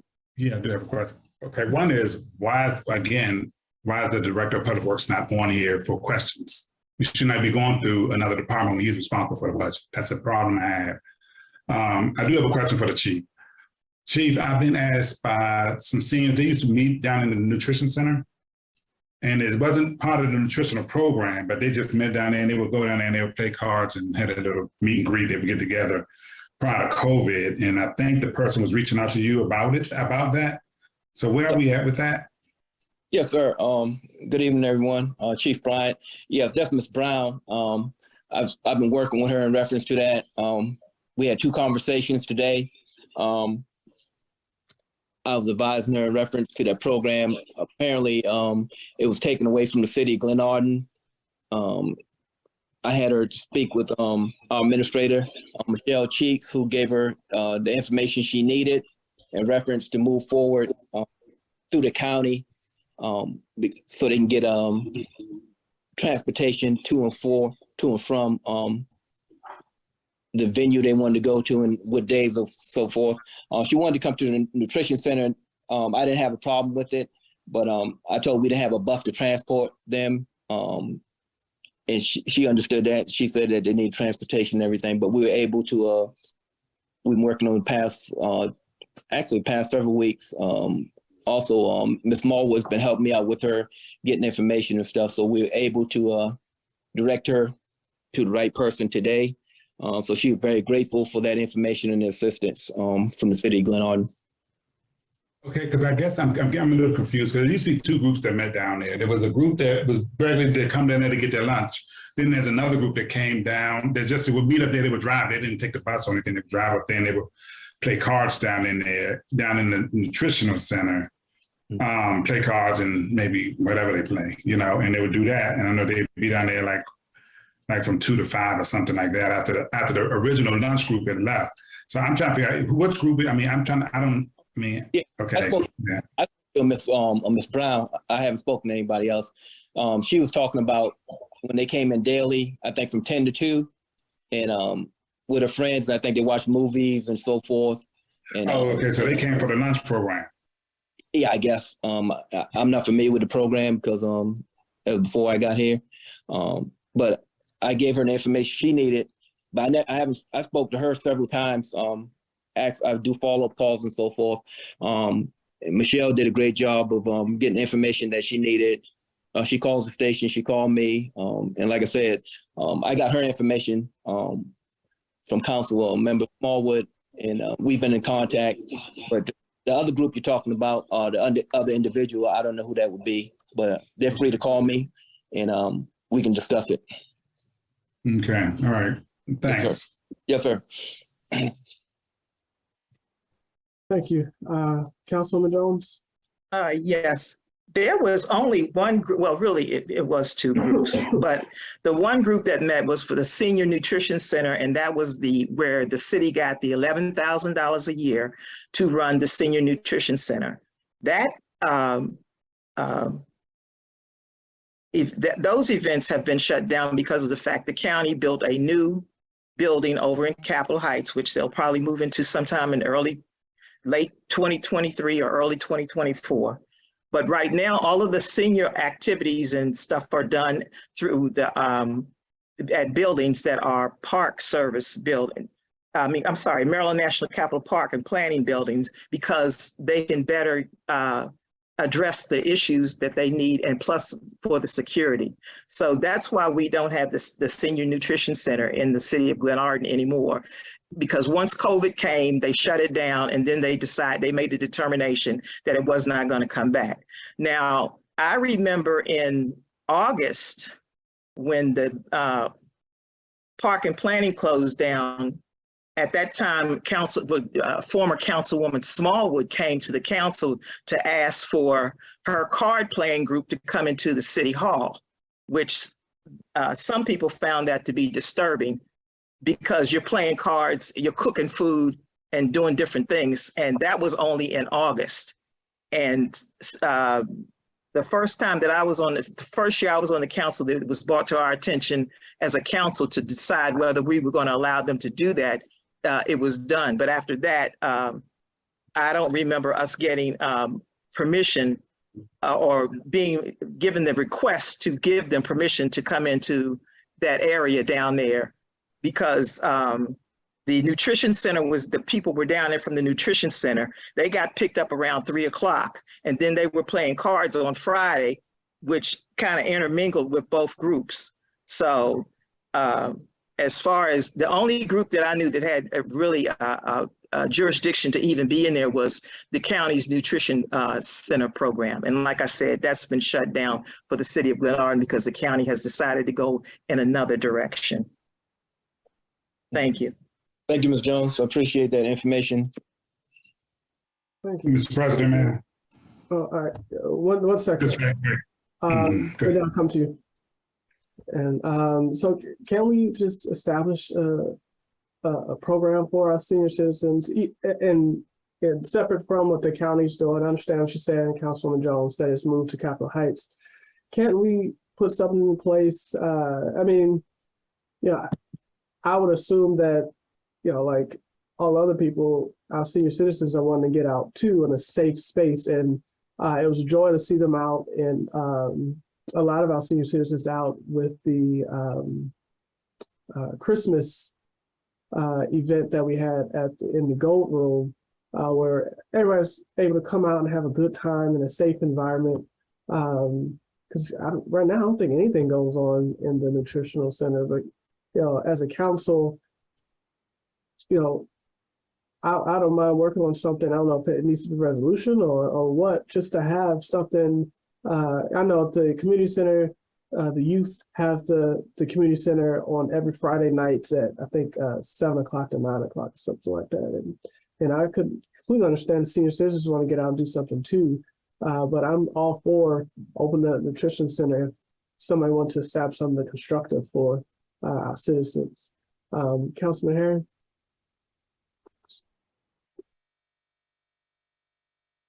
Councilman, excuse me. Councilman Herring? Oh, sorry, yeah, I was muted. I said there was a group, there was two groups down there. There was a nutritional center group, and then there was this other group that would go down there and they would play cards. They didn't do all that cooking and stuff. I know that this group that Ms. Small was talking about, that Councilwoman Jones was talking about, was a group that would meet over in Glenarden Recreation Center, but then when the kids came for camp, they will come over and use our facility. And so we had a partnership with them, so we would just do it. But on the other, there's another group that was down there that was not that group that Ms. Smallwood was a part of, that met and they played cards down there also. And I thought they were the ones that were reaching out to see if they could reestablish that. And they would just come in and just play cards. They weren't doing all that cooking and stuff. I don't know what that was all about. That was another group. So, I mean, and I agree with you. I mean, Bowie does it, Laurel does it. They have senior programs for their seniors. You know, they have little events for them, and they go places and they do things for them. So, I mean, I think it's good. Seniors want to get out. You know, they've been cooped up. So, all right, thanks. Thank you. Acting City Manager Brian, is that something feasible? I mean, council members can correct me if I'm wrong. I don't think we need a resolution for that, do we? To open it up for. Well, I didn't tell them they needed a resolution or anything, because I was in agreement with them coming in because it's not being used. So I was in total agreement with it, but they said once they said they needed transportation, we don't have a caller bus right now. So I told them I can provide transportation for them to come up there, but I told them that it was open to them, because actually we were working on what days they wanted to come up. And then today it was also brought to my attention, because she was saying like, wants to get warmer. And I told her I didn't have a problem with that. She's like, towards the end of April. I said, I have no problem with that, but I did bring to her attention that it's going to probably be some reconstruction down in the council chambers and stuff coming up in the future. So we play it by ear. But once I told her we didn't have a caller bus to pick her up, she said she'd reach out to the other information to the county to find out, because that's the big thing, was transportation for them to get there and get back home. But I totally agree with the program. Anything we can do in the city to help, if we can get some funding out of ARPA or whatever to help our seniors, that'd be great. I'm down for it and make it happen. But I have no issues with that at all. Thank you, Chief Bryant. Councilwoman Jones? So then who would oversee the program? Well, if we decide to put a program into for the seniors, someone would have to oversee that program. I mean, you couldn't leave it for the whoever the city manager is going to be, or you couldn't leave it for the police department to oversee because they have their things to do too. So would we effectively put a program, structure a program where we have a person like Director of Public Works, Director of Senior Activities for the City of Glenarden? We would need to do that. Yeah, the first thing is if we decide to do it on a regular basis and stuff, we're gonna need funding because right. they're gonna want snacks and so forth. I'd love for us to be able to provide that to the citizens if they come in. So we're willing if we get the funding for it. Like I said, the administrative staff, we work it out like we do with the Gold Room. We make it happen. We rotate it, and just to have somebody to monitor them because I love to see the seniors in there. So we make that happen. But like you said, we need an overseer and some funding, and I think that it might be some funding in the ARPA for that. So I'm very much for it, and that's something we can work on and make it happen. All right, sir. Thank you, ma'am. Thank you. Thank you. I had one more question as relates to Colobus. I know that there, last time we discussed it, I don't think there was any available. Have we looked into that since our last conversation? Yes, I'm working with Councilmember Jones on that. She was able, she has some resources, and actually we have 3 vendors. And by the way, that will fall under the ARPA funding.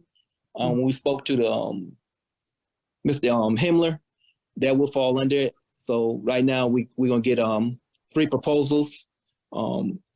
Actually, Mr. Bazemore will be going out with the Director of Public Works tomorrow to these 3 locations to get quotes in reference to the Colobus. And once we get those down, we get that information out to Mr. Himmler. We'll actually get it to the council first, and then get it to Mr. Himmler, and then we'll be moving forward with that because it is covered under ARPA. Okay, and these are for like new or fairly new Colobuses, not broken down $1 hand-me-downs, correct? Well, these will be new buses. Okay. Yeah, through the ARPA, they'd be new. Okay. All right. Thank you. All right. Any other questions, comments before we move on to topics of discussion? All right, hearing none, we'll go on to topics of discussion. First topic, financial literacy by Councilwoman Fareed.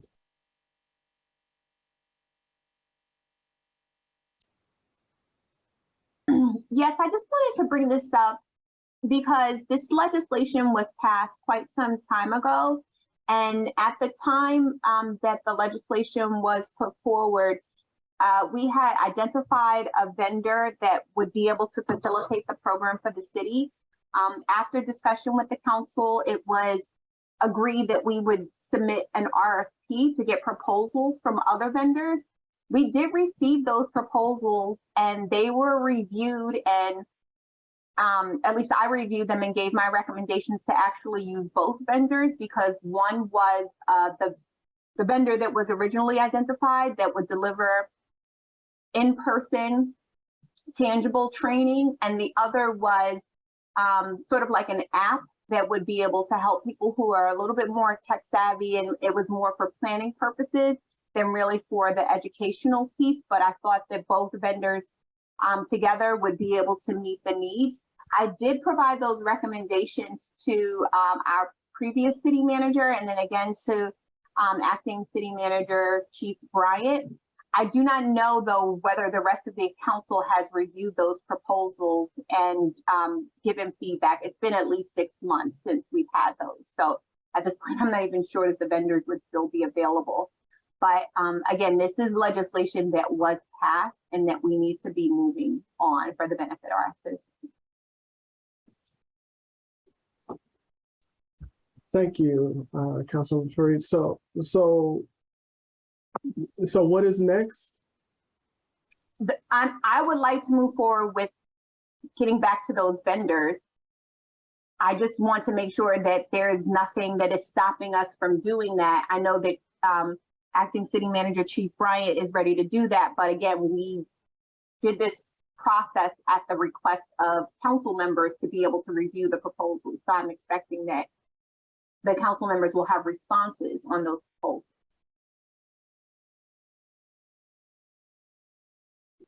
Any comments, concerns? Any council members want to respond to those proposals? Then the next step after, I mean, if there aren't any comments, is just moving forward, correct? Correct. All right. So Acting City Manager, if we could just go ahead and move forward with those vendors and notifying them and getting something stood up fairly soon, I think that would be really great for our citizens. Okay, great. Thank you. Yes, ma'am.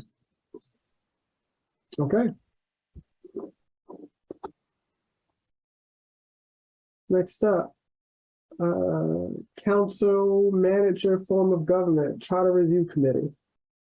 Actually, if we could just take the next two, because the next one would be the present amendments to resolution establishing charter review process, moving public comment, holding proposed changes into the end rather than passing charter resolutions as we go. If you guys, if the charter review committee could take those two, that'll be great. So we just wanted to follow up from the public forums that we held on the form of government and just get the council's desire to move forward or not. The proposal is that there will be a council manager form of government, a more pure council manager form of government than we have now.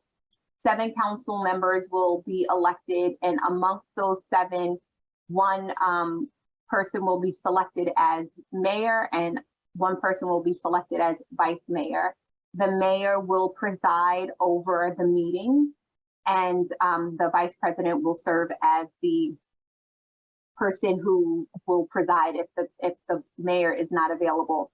The mayor will be responsible for all ceremonial matters, being the chief point of contact for the city, and the city manager will continue to be the chief administrative officer, executing and overseeing the day-to-day operations of the city.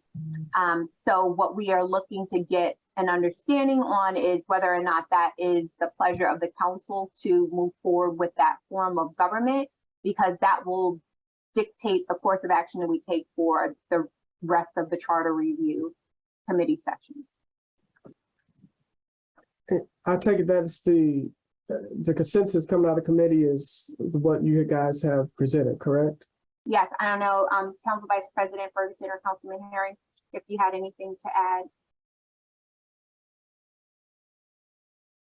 No, you fully covered everything. Thanks. Okay. Are there any council members against what the committee has proposed? I would say that I'm for it. Appreciate all the work that the committee has done in an effort to overhaul our charter. And this particular amendment, I think, will do well for our citizens. I think that I think it's the most efficient form of government for our city. So I'm in agreement with you. Okay, and so then that brings us, I'm sorry, I don't know if there were other council members that. No, go ahead. So the next topic is around the adjustments that we're going to make to the resolution that established the charter review committee process. In that resolution, we had said that we were going to do a resolution after each charter review committee meeting, and we're not going to do that. Instead, we're going to hold all of the amendments to the end, which is why we kind of wanted to get an understanding of what was the will of the council in doing this, because we don't want to get all the way through reviewing the charter and then not be able to pass the resolution. So we wanted to make sure that we were aligned on that. Obviously, the charter review amendment process is still subject to the law. We still have the same disclosure requirements that we would need to provide. There's still the opportunity for citizens to petition to referendum any amendments that we make. None of that process is changing. We just wanted to get the direction. And so through the advice of the attorney that is supporting us, Attorney Karen Ruff, she has suggested that we hold that until the end, the voting on all of the amendments. The other piece that we're looking to amend in the resolution is the portion of the meeting that is currently dedicated to citizen comments. Per discussion or recommendation from the attorney that is assisting us, her recommendation is not to hold 30 minutes at the end of each meeting for that, particularly because we do have public hearings in which anything that we're discussing will have we do have opportunities for citizens to address these issues, and that by doing that, we are limiting our ability to kind of debate and deliberate on the changes that we need to make. So those are the two changes. I'm just going to ask Council Clerk if I covered everything, so I don't have my notes in front of me. Was there another point, Council Clerk, or was it just those 2 points? It was just those 2 points, Councilwoman. Okay. And I don't know, Council Vice President, if you have anything to add, or Councilman Harris. I do not. Thank you. Do we know if we have to, I think Councilman Herring, you said we don't have to present a new resolution for those changes. But to continue, you just changing the fiber of your meeting. I mean, it's really just, which we can do as a committee. So you really don't have to, a resolution again is not etched in stone. So you're going to make changes. That's why you normally do a resolution. If there's an ordinance, you would have to, but resolution, that's just the new rules. And we just announce the rules at the next meeting, what we're doing. Okay. Mm. Thank you. Okay. Is that all from the Charter Review Committee? Yes. All right. Thank you. Next up is salary survey findings. Acting City Manager Bryant. Good evening again. Real quick, just a clarification. My Director of Public Works, he's been on the meeting the whole time, listening. So I just want to clarify that, because I did talk to all my staff today and told them I needed them on the meeting tonight. So he's on the meeting. Okay. Right now, I'd like to present the final salary survey results for Prince George's budget and comparable municipalities and throughout the state of Maryland. Karen Schultz, who's also on the phone, who put this together, she did a phenomenal job, a lot of hard work, working with myself and the treasurer to bring this to the forefront, to be fair and consistent. So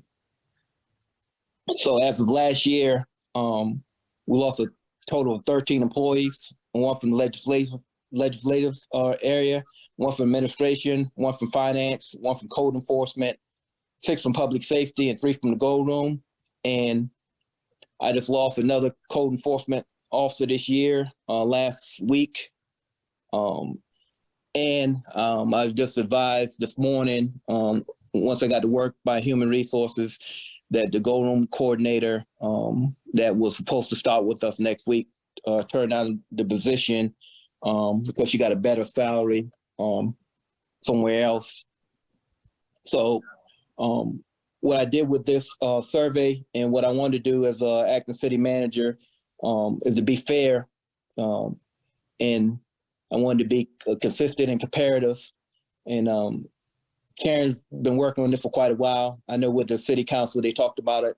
I think before I even was a part of the Glenarden, city of Glenarden. But what she did was she made a comprehensive schedule. And President Curtis, I don't know if you have this. Would you be able to bring it up on the screen? I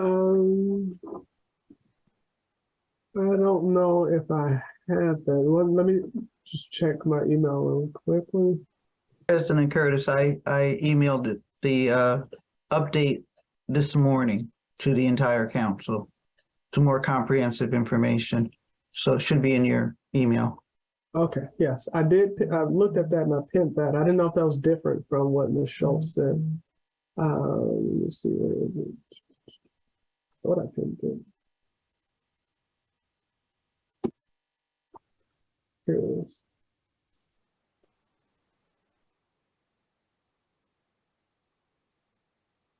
Give me a second. I have to download it and open it. Okay.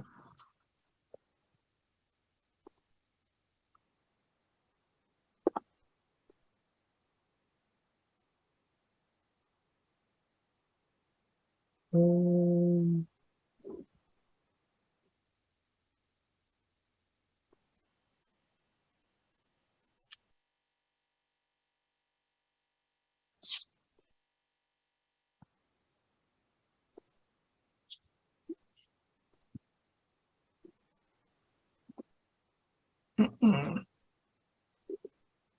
I'm sorry, I said, Ms. Schultz, is this not it? This is the attachment that I sent today, which are the budgets. But the chart that you received on Thursday or Friday is the same chart. Actually, city manager packet, I pinned that.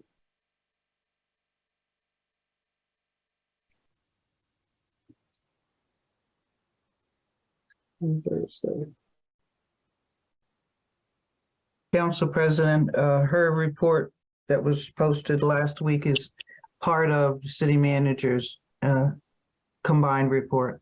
It should be in the, toward the very end of it. Okay, I'll go that route.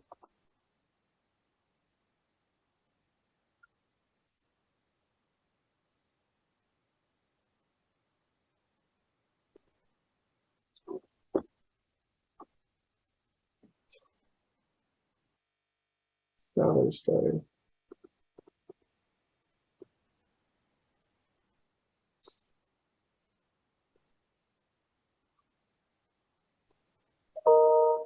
Do you know what page, Ms. Schultz, on or Chief Brian in the? Yeah, if you scroll all the way to the bottom, it should be the last attachment. Once you scroll down. Just go to your, I just sent you an email. Check the email I just sent you and open the first attachment and scroll down to the bottom. Under final salary. No, salary survey. This is the budget. Did you see the email I just sent you? Just came through? Did Yep. it come through? Unless you guys say, I will open what you just sent me at 8:52. Right. Do you see an attachment? I see it says final salary survey. Right. Open that and scroll down to the bottom. To the last page. Oh, okay. That's Right. That's what I just opened from the council clerk. It's just at the bottom of it. So Yeah. Okay. Yeah. If you can bring that last page up. Wait 1 second.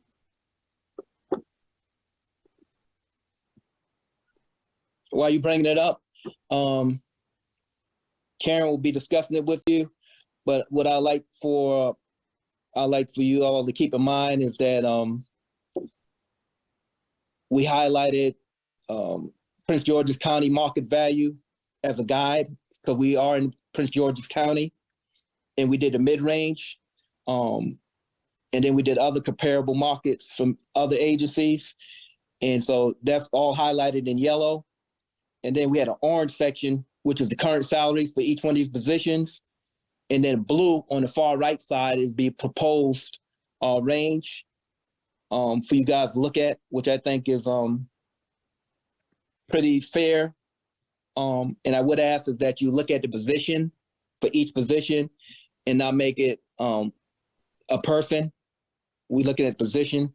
If we can keep that in mind, I think we should be able to move forward pretty fairly in a great comparative way. And Karen, once it comes up, you can explain how you did this. Thank you. Okay, while he's pulling that up, we went to Municipal Solutions, and Municipal Solutions reached out to Prince George County towns and municipalities, and cities and municipalities, and comparable sizes. There you go. No. There you go. You can't turn it though, can you? Reach out to other locations of like size. And what we did was the 6 cities, what I sent you today were the budgets, the revenues, expenditures, and/or summaries of the 6 budgets for the municipalities within Prince George's County that participated. And they were Bladensburg, Capitol Heights, Cheverly, Riverdale Park, Mount Rainier, and New Carrollton. I did not submit budgets to the other additional agencies because we did not use those, even though I highlighted them, we did not use those numbers in our proposed numbers. If you look what's under yellow, orange, light yellow, this column, you'll see minimum and maximum. This is our current salaries today. The reason why there may be a minimum and there may be a maximum is, and I just use me as an example. When I first started, beginning of the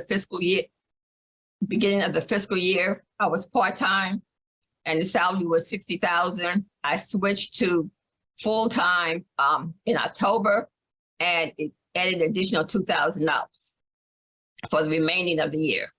What's in blue is what we are proposing, and we're proposing the minimum using Prince George County minimum, and now maximum using Prince George County mid. And it should be pretty self-explanatory unless you all have any questions. And Mr. Herring, Councilman Herring, I owe you an apology because you talked about the budgets earlier and I didn't think about them until over the weekend. Okay. I do have a question now. Yes, sir. Yes, sir. So I'm looking at this, and so is the city manager, acting city manager, are you proposing that we just drop people into these salaries, even if they not look at their time on the job? Well, see, and that's why I feel we need a minimum and a maximum range, because right now we have a flat salary. So whether somebody has, and I just use me as an example, if I were full-time, if my salary was $60,000 a year with or without 35 years of service, that would be the only salary you would have to offer me in the past.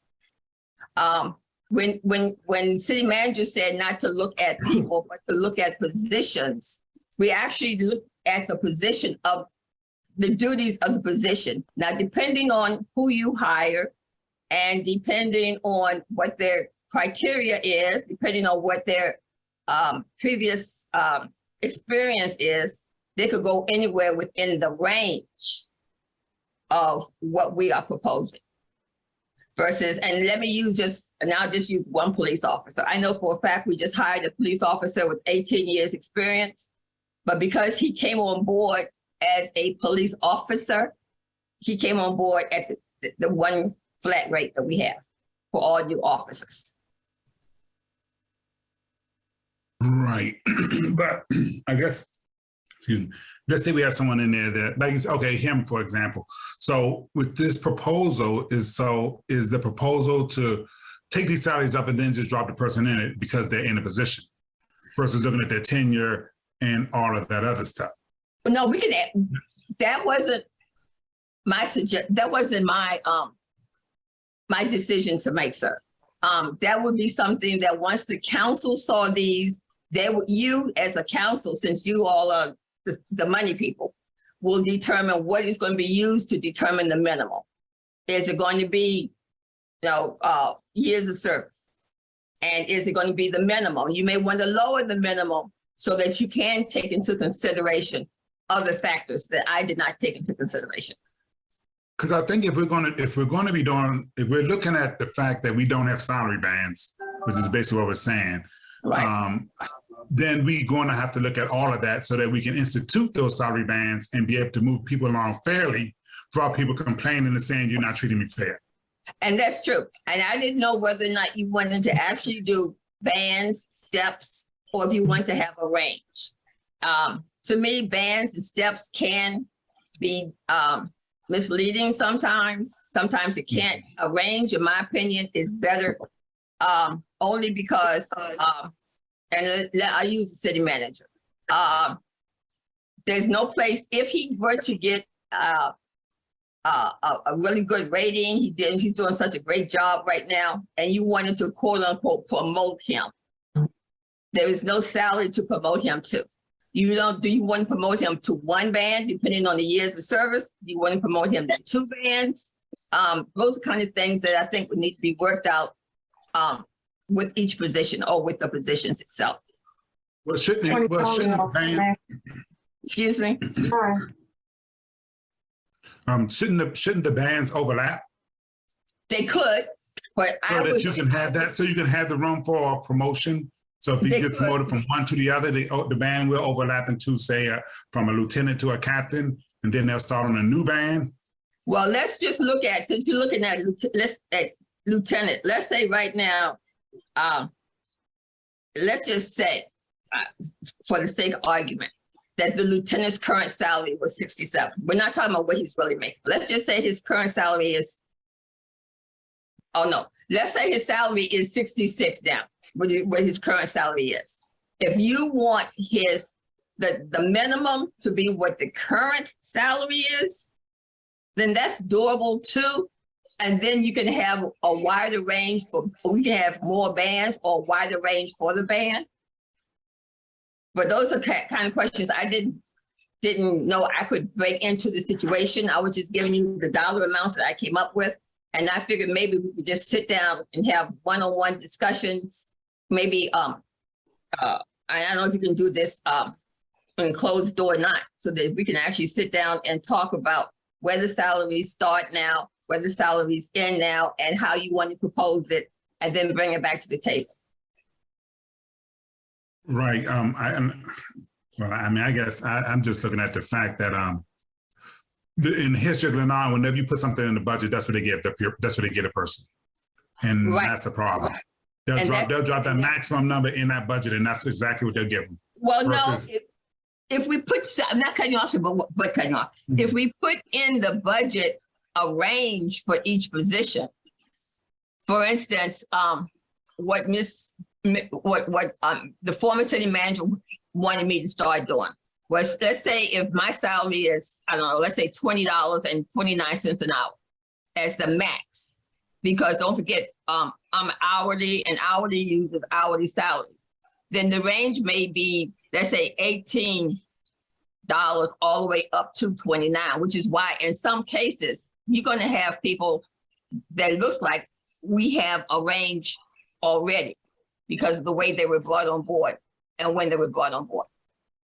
Yeah, but when we prepare the budget, we got to have a number.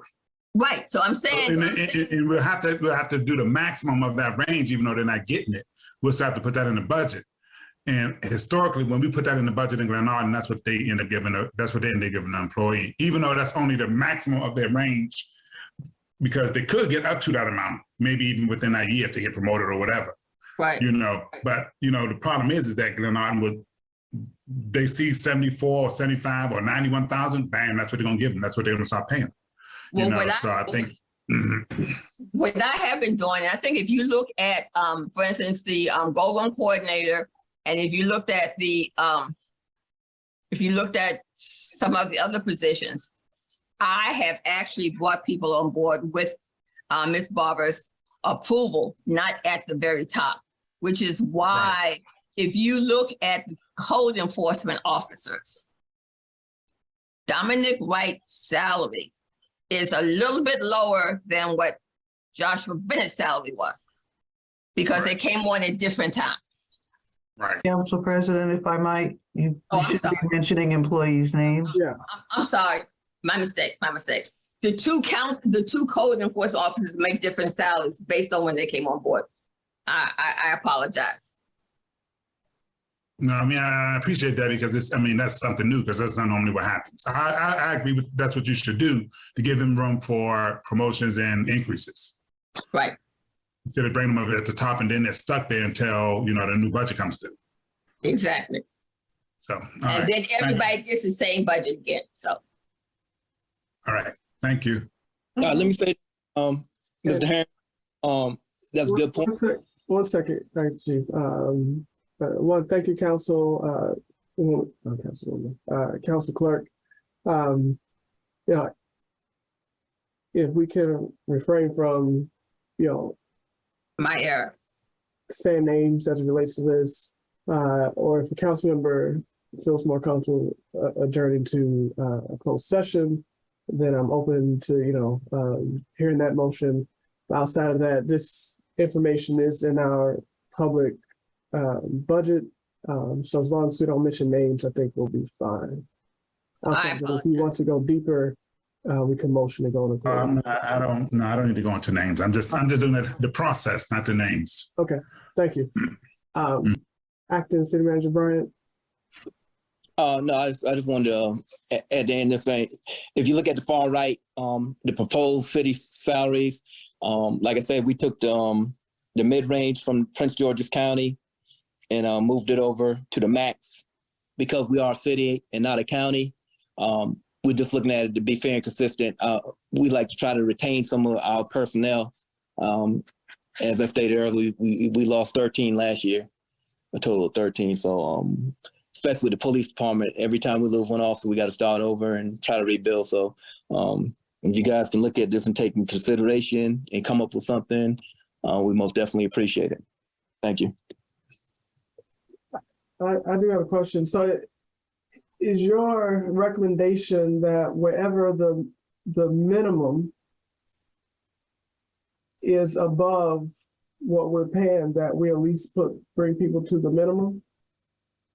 I would think so. Yes. Yes. Yes, I would think so. I can't see bringing out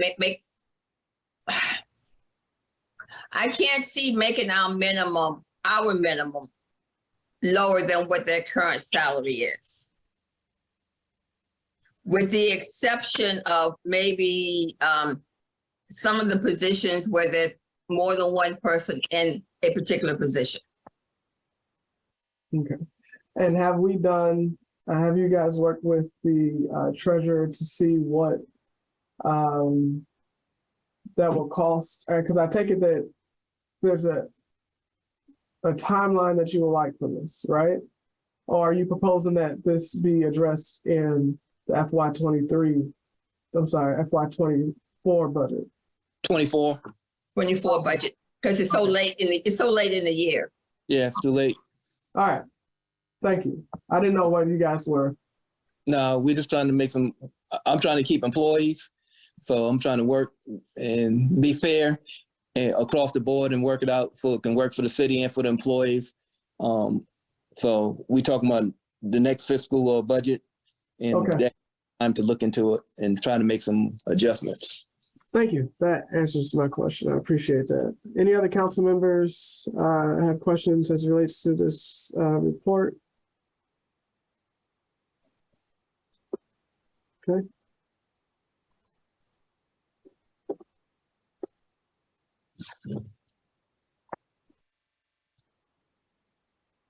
All right. Thank you. I can see. I'm sorry. I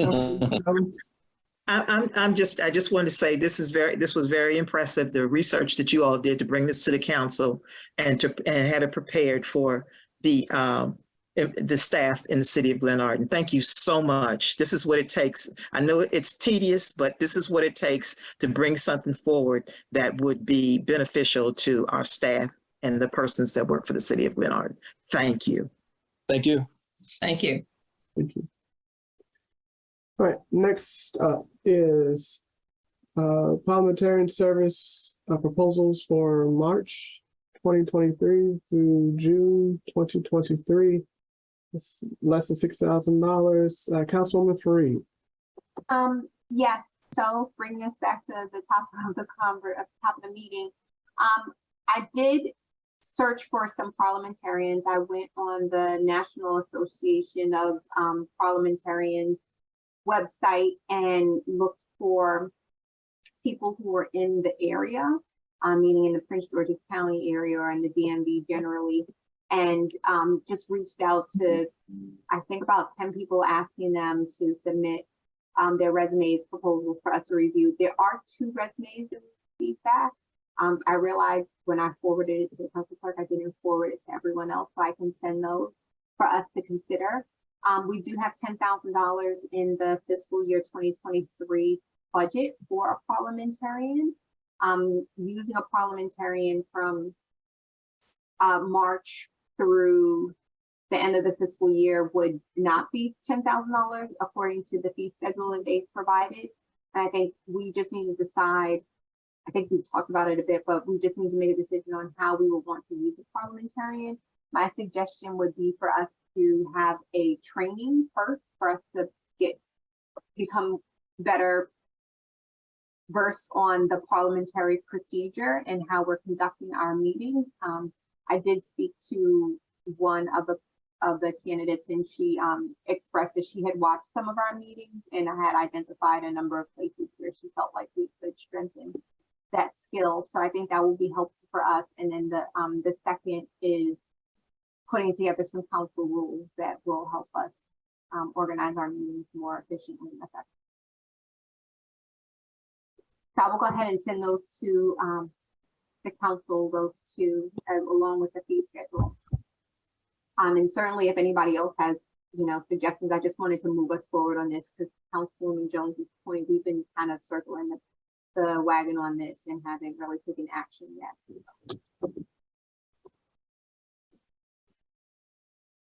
Thank you, Councilwoman Fareed. Are there any comments on the 2? I'll forward them to you all now, but we can review them at your leisure. I don't think we really need to put people's resumes up on. Then the idea is to have one by the end of this month, correct? Hopefully, if we can move forward with someone, particularly because it doesn't require a resolution with the amount of money. Yeah. So I think we can just do it by consensus. I'll hand forward it. Okay. I don't know, just to put it, I don't know any of these people personally. I just found them. Do council want to meet with these people? I take it we do. So just having a random person come in.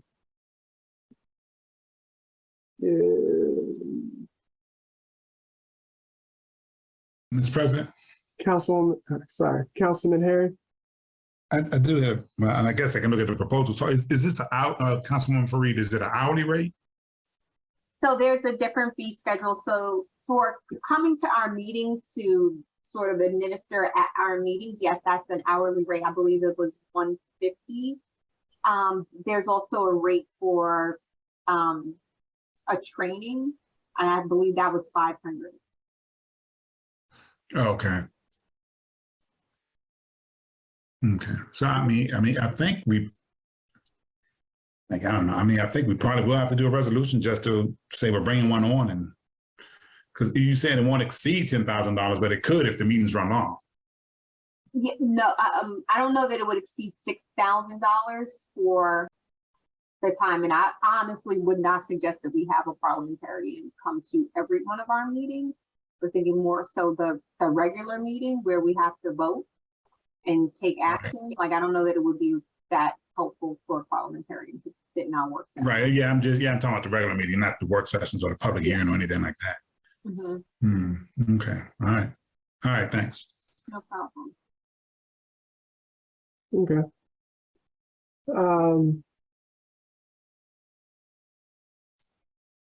So just to be safe, are we going, I'm sorry, I missed your hand. I'll come to you next. Are we going to prepare a resolution that says not to exceed $10,000 since we already have that in the budget? Councilwoman Free.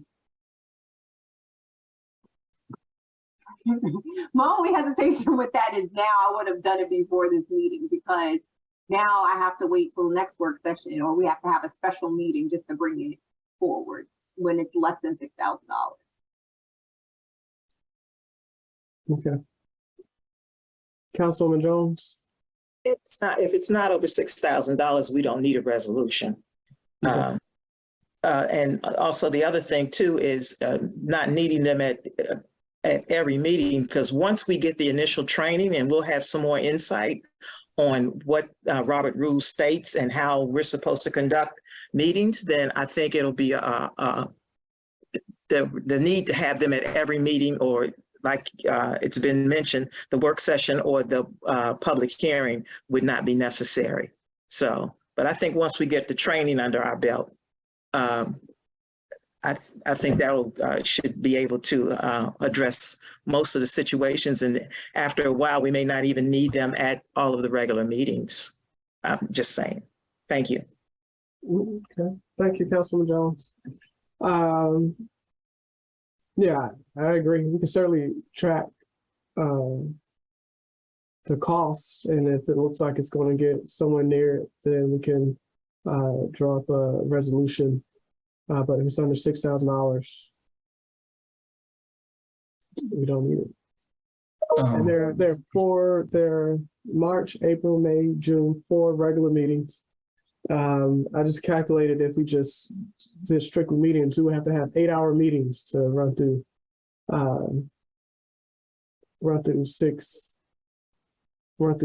4 months worth of regular meetings. But that's just like a basic calculation. But Councilman Herring? Yeah, I was going to say, I mean, if we're discussing it tonight, we've already made a decision that we're going to go with it. I don't understand why we just can't bring a resolution for the public hearing on that's coming up. I mean, we don't have a legislation in front of us, but again, we are discussing it, and it's going to be basically what we're discussing, that we will bring on a parliamentarian not to exceed $10,000. So that shouldn't be an issue for us to bring it to the public hearing on Tuesday, just to have that in writing, even though we won't exceed it, but you never know, you know? We don't know if the developers decide they want to come up and we need to have more public meetings or regular meetings to vote on things, or, you know, some special meetings. You never know what's going to happen, but I'd rather be covered than having to come back and have to do a resolution because we're exceeding that $6,000. And I'm just saying, you know, I think if we just do a resolution saying we bring on a parliamentarian and we won't exceed to $10,000, we're covered either way. I mean, especially since we're discussing it tonight. I'm You know, we don't have to vote. I'm fine with that, just so long as I just didn't want to prolong the process or Right. cause us to have extra meetings. So if it can be brought forth at the public hearing, that's fine. And I would just do that and be done. Well, so the only caveat there is, you know, we've discussed collectively as a council how we want our meetings to go.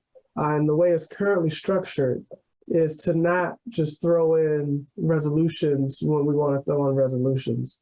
Is that it properly comes to a work session. Because right now we don't know who we're going to go with. That it properly goes through a work session, a public hearing, then we vote on it. Now, certainly the council has, you know, the authority to not to do what it wants to do, but in order to keep order and maintain consistency, resolutions should be brought to the work session. And that's something that we've collectively decided that we're going to put into place. And now, you know, kind of stepping out of order, I'm not in favor of that, just to be consistent, because then we get to pick and choose what comes to work sessions and what don't. And I just think that we should just be consistent. Well, I think it's more transparent. I mean, right now you're saying we're going to get a parliamentarian and then we're just going to start using them and no one knows who they are, what they are, how much we're trying to spend. You know, even though it's under $6,000, right? It's under $6,000, but again, I thought we were trying to move in transparency. We're discussing it. It's been discussing it now for 25 minutes. We've discussed bringing on a parliamentarian, what they're going to do, and then we're saying we're going to have a parliamentarian help us with our rules. So is that going to be, that's going to be additional time? how much is that going to be? So I'm just saying it's a possibility. I think we're more transparent than anything when it comes down to something like this. Again, it's one thing to bring a resolution. At least we're saying this is what we're going to do versus, okay, we're going to get a parliamentarian and we'll start spending. Citizens don't know what we're spending, how much we're spending, or anything like that. So, but either way, it doesn't matter to me what we do, honestly. Okay. Doesn't really matter. I'm not saying we shouldn't do it. I'm just saying that's just the option we can do if we want to run it out there. Thank you, Councilman Herring. Council President, Yep. it's Robin. Oh. Sorry if I may. We have done it at least twice before, not that we want to set a precedence, but we did this, in fact, with the outfitting of cars where you told them to split it up into 2 separate resolutions. So just wanted to point that out. Thank you, Council Clerk. Councilwoman Jones. This is just like any other vendor that the city manager will go hire to do some work, and it's under $6,000. Let's take, for instance, the recent vendor that I just read about in the chief's report or somebody's report about small wood lawn care, moving some rocks or something. We didn't have a resolution for that. And the only way that I knew about it was because of the report. So that vendor obviously did not require, it was not over $6,000, and there was no resolution. So this would, to me, would be just like any other vendor that we would hire, and the cost would be under that amount of money. Like Councilwoman Fareed stated, between now, this is February, we bring them in February, March, April, May, then the new budget comes out. We're not going to spend, we have $10,000 in the budget. I don't believe that we're going to spend that much, all of that money, as she stated, for the parliamentarian. Thank you. Thank you. So all that's left now is interviews, right? Councilwoman Fareed, we have 2 meeting with both of them. So I'll send out an email to see what's the best time. You know, it'll be virtual, so you don't have to come. Yeah, virtual, unless we decide to have it on days that we already have established meetings and have it like after the public hearing. I'll send something out via email. If you can please respond, that'll be great. All right, is that all, Councilwoman Fareed? Yes, thank you. Okay, thank you. Last on the agenda, city manager candidates, the position closed. So we have, I believe, 8 candidates. And so it's just logistics and scheduling format. I believe, unless there's any objections, that that we'll conduct this in conjunction with the mayor. So we can all conduct interviews at the same time. Any objections to that? Okay. So then it's just scheduling interviews. Of the 8, I know recently we also discussed ranking, but open to members on whether you want to interview all of them or you want to interview based on rankings of choice from review of the resumes to see who's best candidate for the city. Mr. Herring, I see that you're unmuted, so I'll go to you first. Yeah, I just was gonna bring it up that can we sit down and go over these 8 and narrow it down to 3 to interview? I'm open to that. I'm sorry, are you finished, Mr. Herring? I'm done, yeah. Councilwoman Fareed? Well, I think what we had discussed last month was that we would each rank our top 3, and then the 3 who get the most rankings from us would be the 3 that we would interview. Did I say that? Yeah, no, you said it right. Sorry.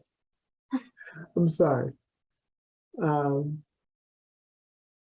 I think it's going to be difficult for us to come together collectively to identify the 3 that we want to interview. I think if we just each do a review of the 8 and say, here are my top 3. Okay, So well, it's like a primary before the actual election. so we have 2 options on the table. Is there anything else before we decide between the 2? Okay. So 2 options on the table is one that we all come together and just review. Well, hopefully before we come to the meeting, we would have reviewed all of the candidates and come to a meeting prepared for a discussion on who should we bring in. The other option is to, I think, send out I think we just said, is it a doodle poll? Doodle poll, and us ranking our picks based on resumes and then bringing in the top 3.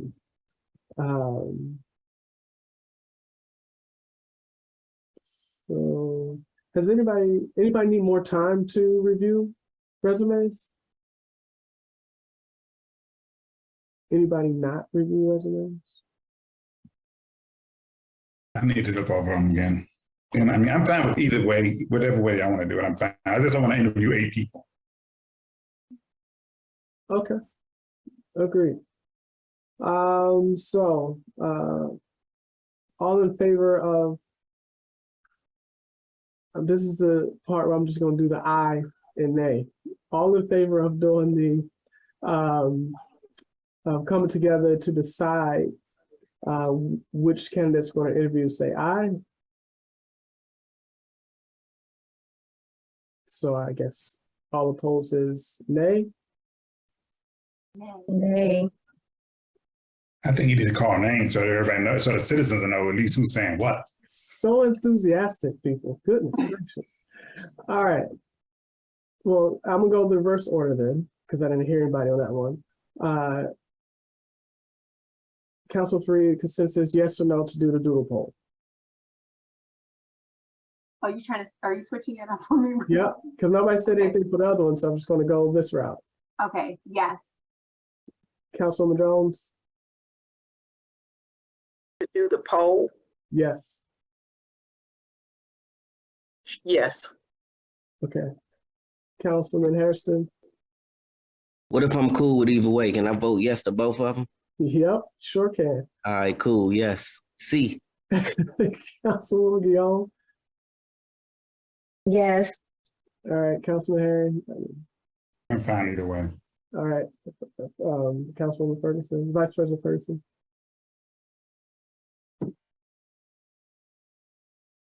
Yes, I guess. And I'm a yes, so since we have all yeses for this initial one, we'll just do the doodle poll. We'll send it out. So we'll send the poll out and we'll close the poll on Thursday. Will that give council members enough time? Anybody think they need more time than Thursday? So we're just going to submit the 3. Your top 3. So Okay. individually, we'll all go through the resumes that Mrs. Schultz and Acting City Manager provided. And then you'll be able to vote on your top 3, or should it be top 4 since you have 8? 3. 3? Okay. We will vote on your top 3 and whatever candidates get the most votes in the top 3, that's who we'll bring in for interview. Of course, we reserve the right if those 3 don't work out to go on to the others, but we'll keep the poll open until Thursday at 5 p.m. And that should give you that should give you more than enough time to go through them, hopefully. I know you guys have busy schedules and have full-time jobs, so hopefully that can be enough. If you need more time, just reach out. If a consensus, if majority needs more time, then we'll do so. All right. Mayor Cross.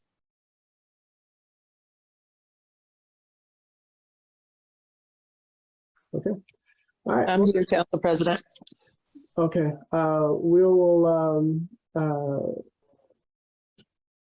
make sure we'll check with Jordan about your schedule to see and keep you in the loop on everything.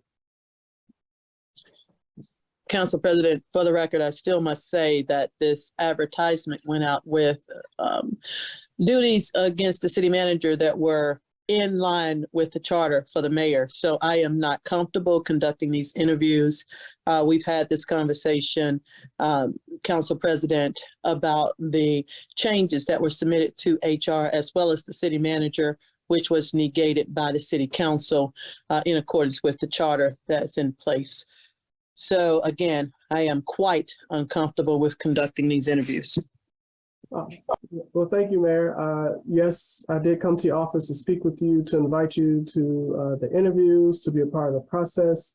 The issue which you speak of, you and I disagree, and actually you and the council disagree with the duties, whereas the city manager is the chief administrative officer, and everyone in the administration reports to him or her, and that is how it's set up in the charter.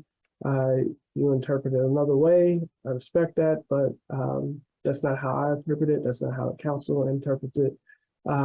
So we're moving forward. If you do not want to be a part of these meetings, I respect your decision not to be a part of these interviews as well. So hearing that, we will move on without you. But appreciate your respectful dissent. With that, if there's nothing else to go on, we will, as I said, we'll conduct the interviews without the mayor. She has decided not to be a part of the process. The time is Correction to your record. 30. The time is 9:32. This meeting is now adjourned. Thank you. Everyone have a good evening. Good night.